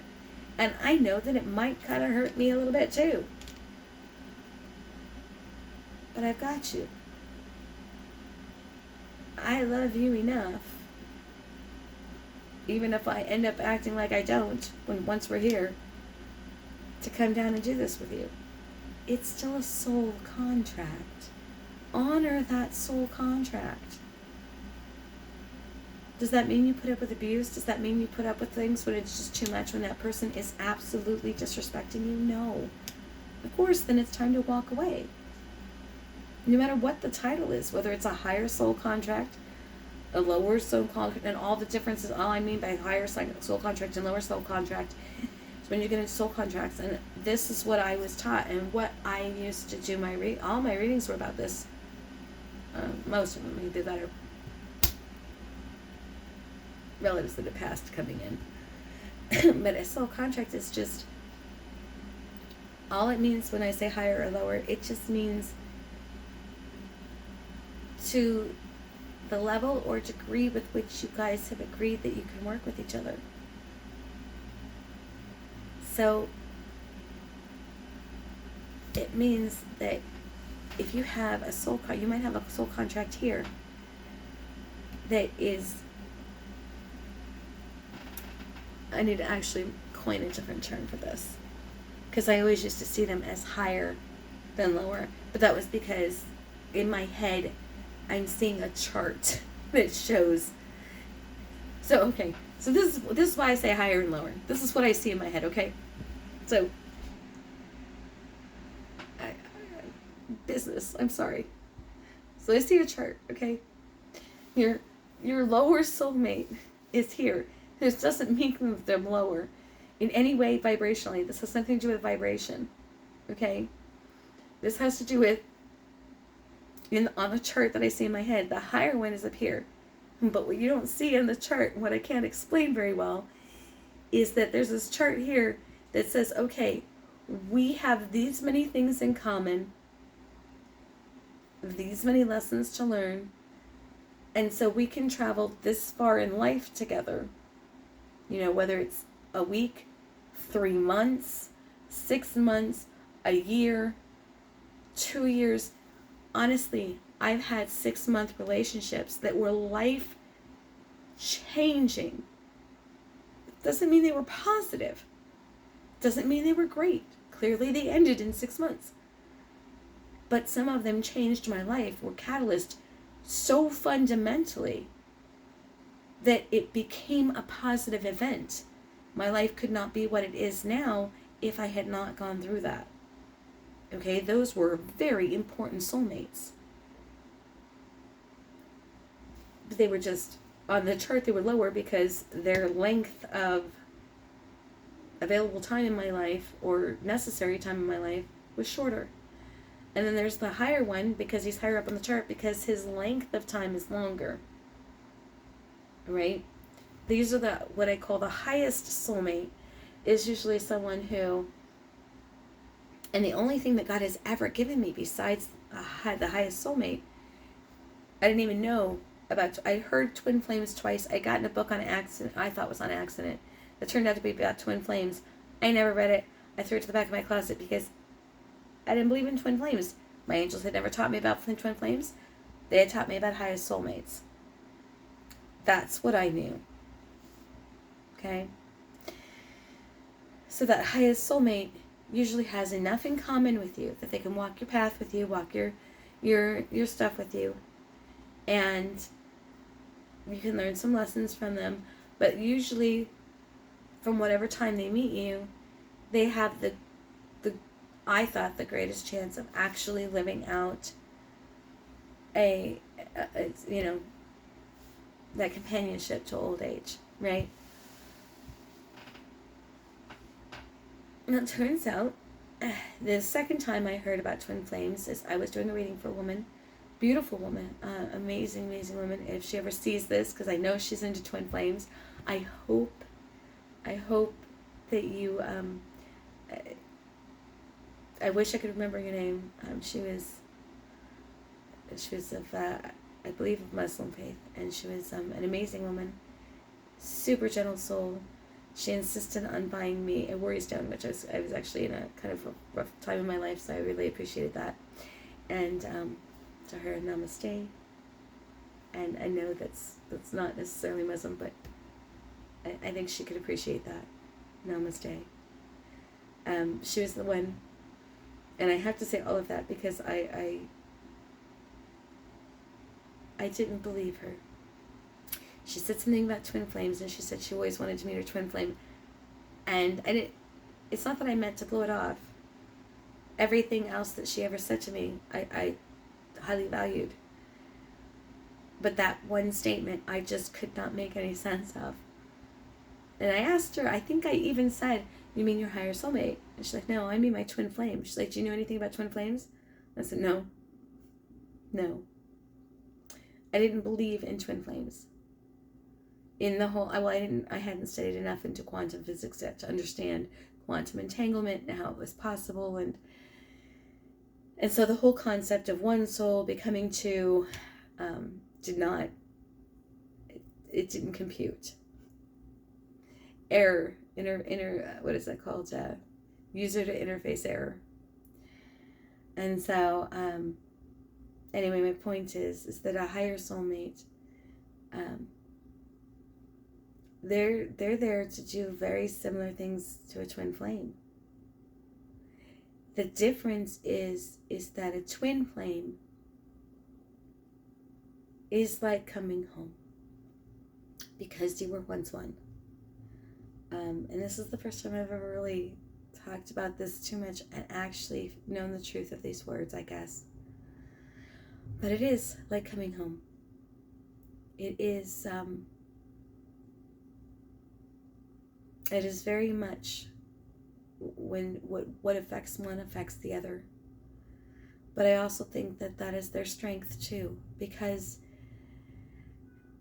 they can understand each other on a deeper, better level if they listen to each other. If they truly open their heart, if they truly listen to each other, they will be able to understand each other like nobody else could. Because it is literally the other half. Yes, you are separate souls. You are once separated. It's not like somebody can just shove those two particles back together. The catalyst to separate them has already happened. But you are literally identical in vibration, at least at the start. And because of the quantum entanglement and the fact that when something happens to one, the other reacts on a very fundamental level, even if the same things don't exactly happen exactly the same way in life, it affects the vibration of both. And I don't fully understand this yet, even as I'm saying it, but I know it's true.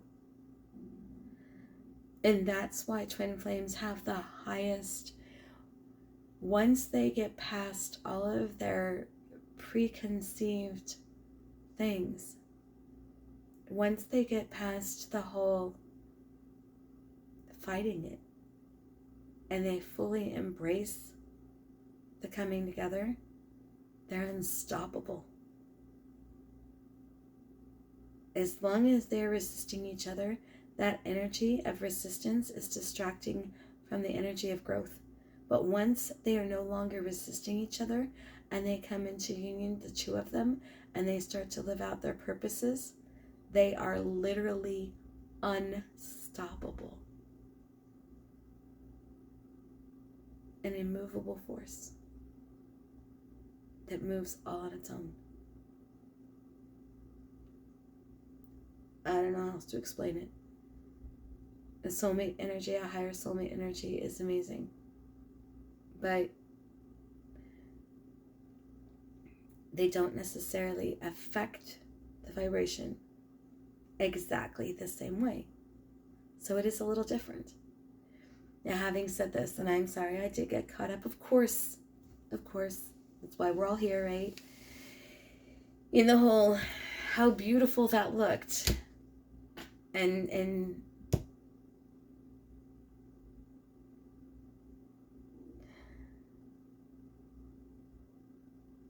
And of course, everybody here that's watching, I'm sure, is hoping that their twin flame will figure that out. But for those of us that pretty much are turning that expect a miracle into other things, figuring out, okay, it's time to send that higher soulmate in.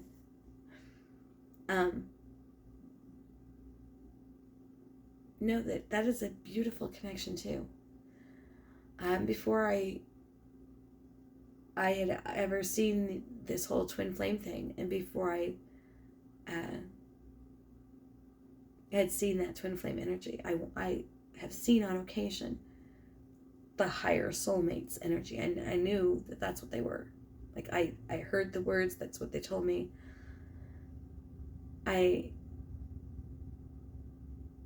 I had never until then felt energy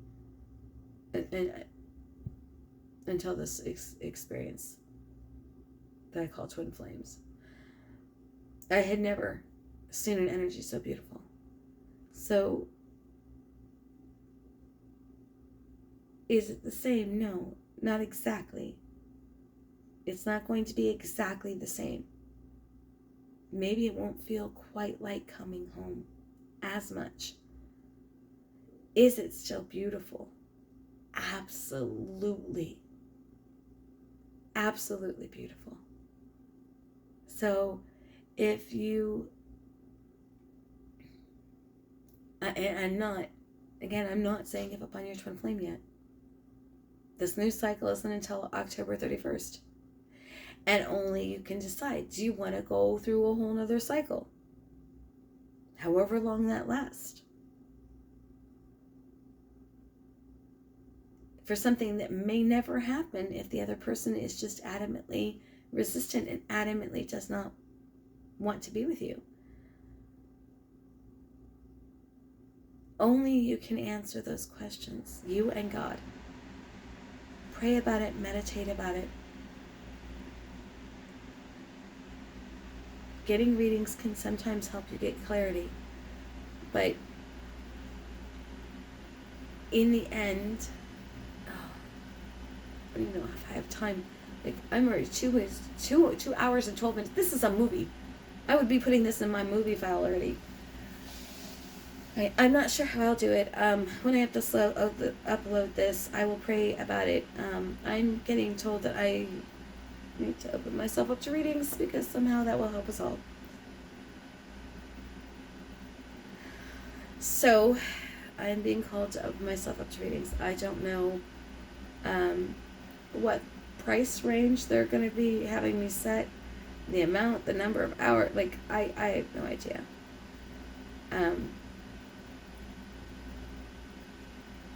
I don't know.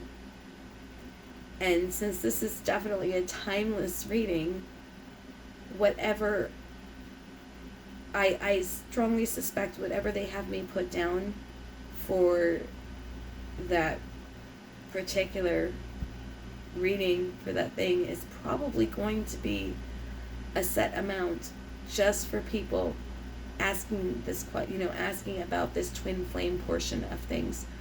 I don't know. I will pray about it. I'll put it, whatever I get, I'll put in the description. But I do want some time to pray about that. So I ask for your forgiveness on that. But I will honor what they're saying. I will open myself up to readings. We'll see what happens. Obviously, whatever price I put there for the readings specific to this twin flame, energy right now, being in separation type thing, then I have a feeling that price will probably be there for a very, very long time, if not forever.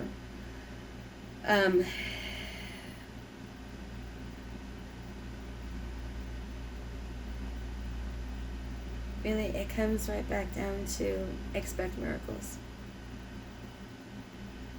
They're saying don't give up hope yet. Have faith. There's still till October 31st before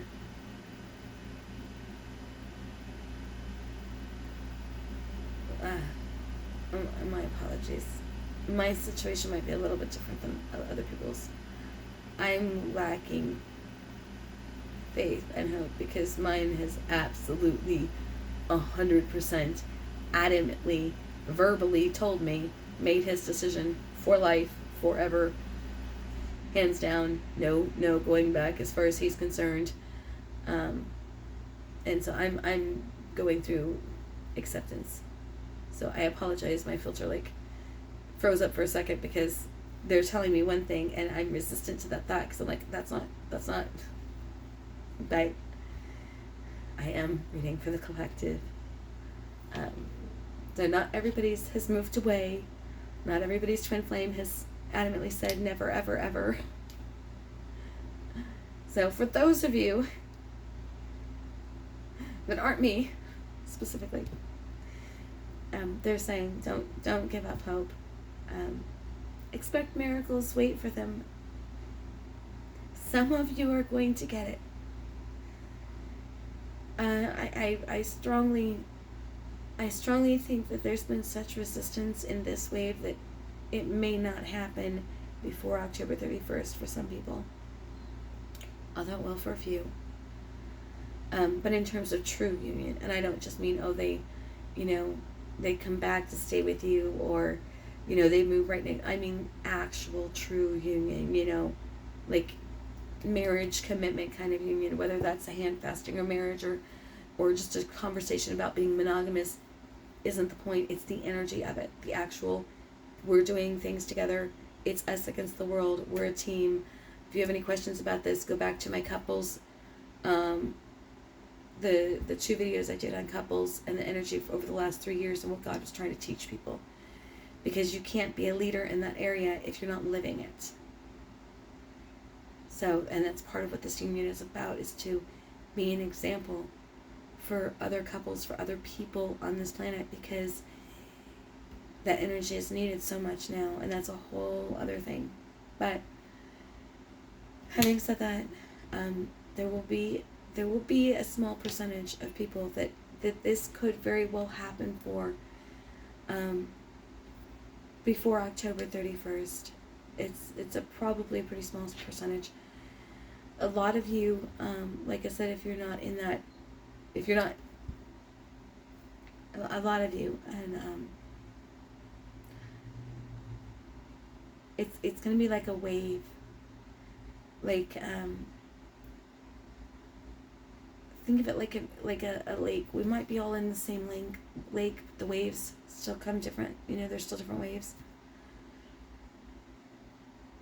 Almost like a ripple effect of energy. Oh, okay. They're showing me. Go back to the twin flames, or the two that were together, right? Once we're one, separated out into two beings. Then you have some other beings that at the same time that one being was created, they were created over here. But they didn't separate out into twins. A whole bunch of different ways that these experiments that God did are playing out in different species and in within the human realm. Okay. But the point is this: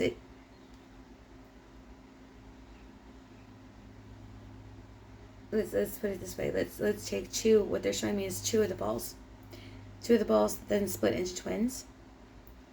Right? Well, maybe these twins go first, but when they go first, they create. Oh, I see. Okay, so they go first. They create a ripple. When they come into union, they start acting as one, acting as an example.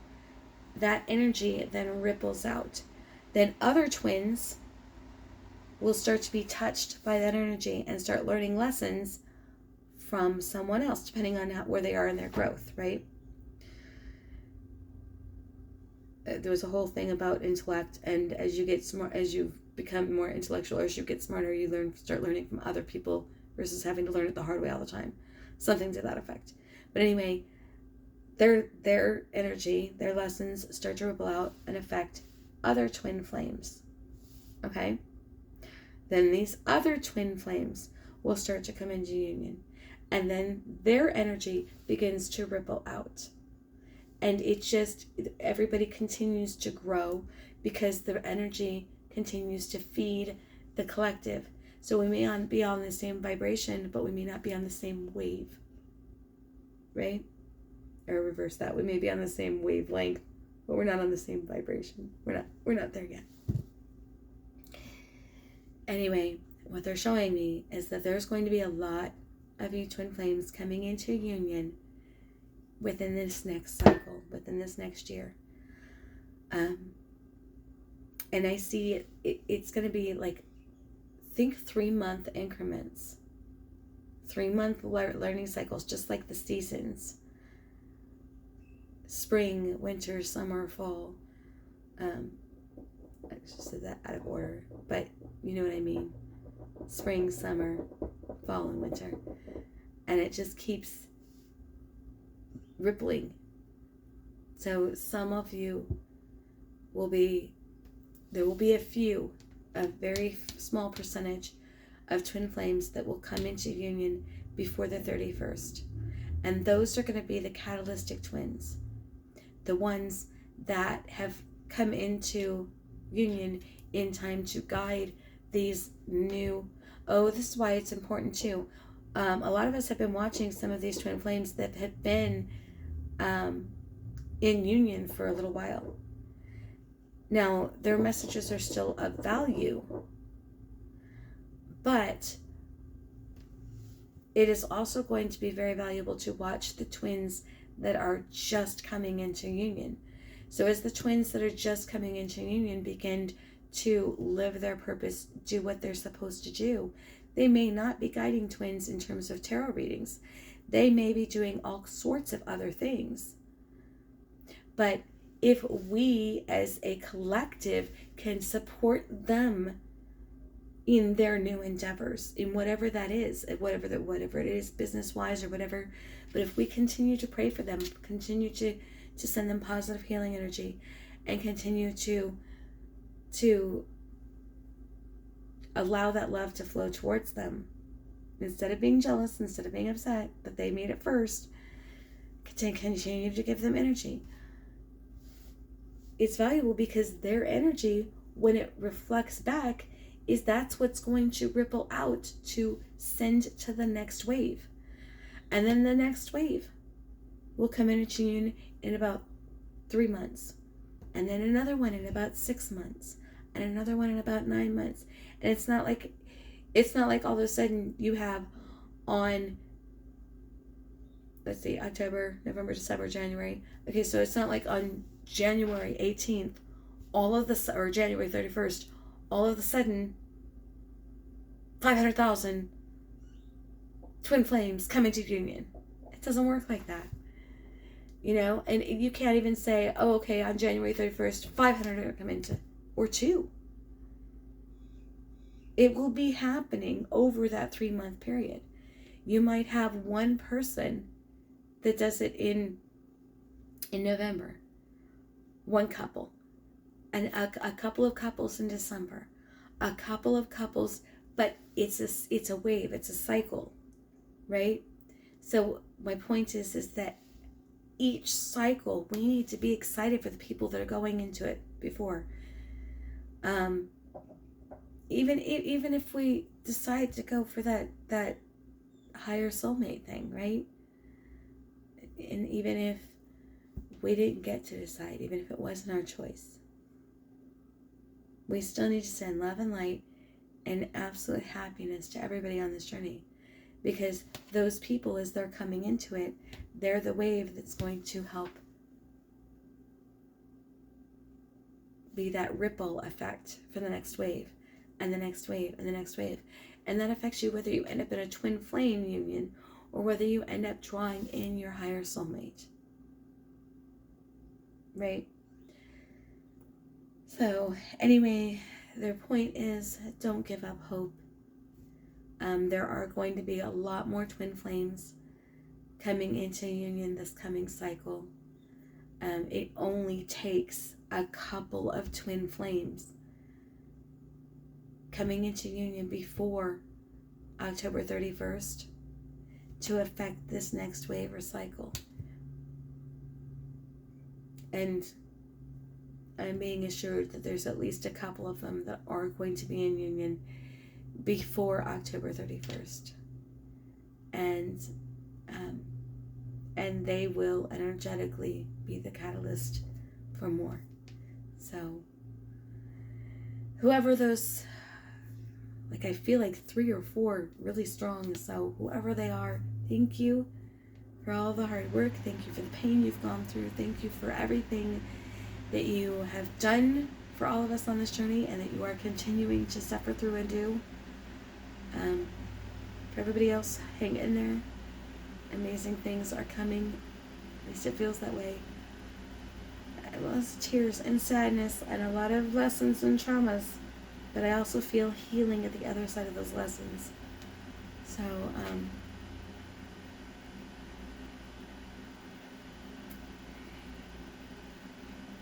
comment down below if you have any tips or tricks for the healing. Because right now, other than doing the writing and burning, I can't think of anything. And now that I'm getting ready to get ready and do this, that feeling's coming up again. So definitely they're telling me I got to deal with this today after work, I'm sure. So I will try to get this posted here in the next hour. Absolutely, please comment down below if you have any good advice for getting through these the pain sort of triggers like you saw with me earlier, in terms of releasing energy, I mean, in healthy ways. And I guess the last thing I'd like to say is don't forget to thank God for putting us on this amazing journey. And I'm going to clear off of here, get this posted as fast as I can. I feel like I'm leaving something out, so I have a feeling something will follow at some point. Oh, to my twin.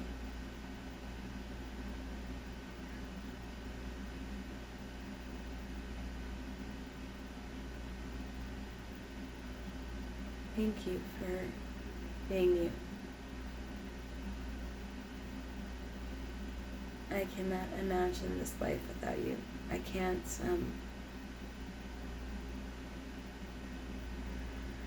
I'm sorry, I keep ending up looking at this picture that's behind my thing. He's up as my inspiration. One of. Got a picture of a bunch of inspiration things. But,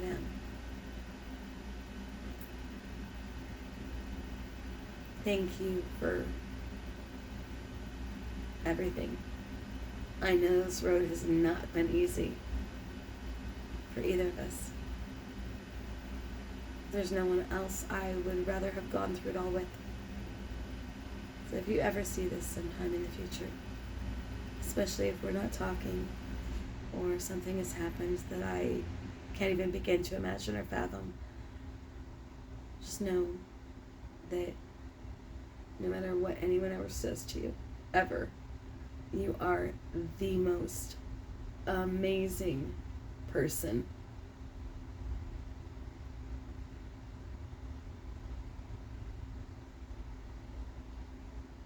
I know my twin. If he was to see this today, I would get so much argument for that statement. And the truth is that, do you have flaws? Yes. We all do. Do you make mistakes? Yep. Oh, some doozies, just like I have. Does that change what I said? No, not a bit. You are the most amazing person I have met to date. And thank you for teaching me what love means, really means outside of my kids.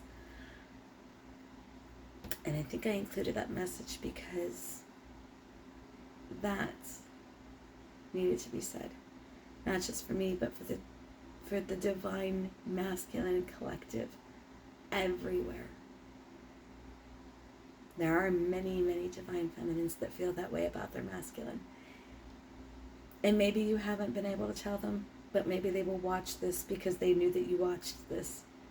And for those divine masculines, there are many divine feminines out there that feel just the same way about you. Never doubt your worth. And the same goes for the Divine Feminines. We are now at 2 hours, 30 minutes, 11 seconds. I am leaving. Have a beautiful, beautiful day, wherever and whenever this may find you. I love you. And that's coming from Source itself.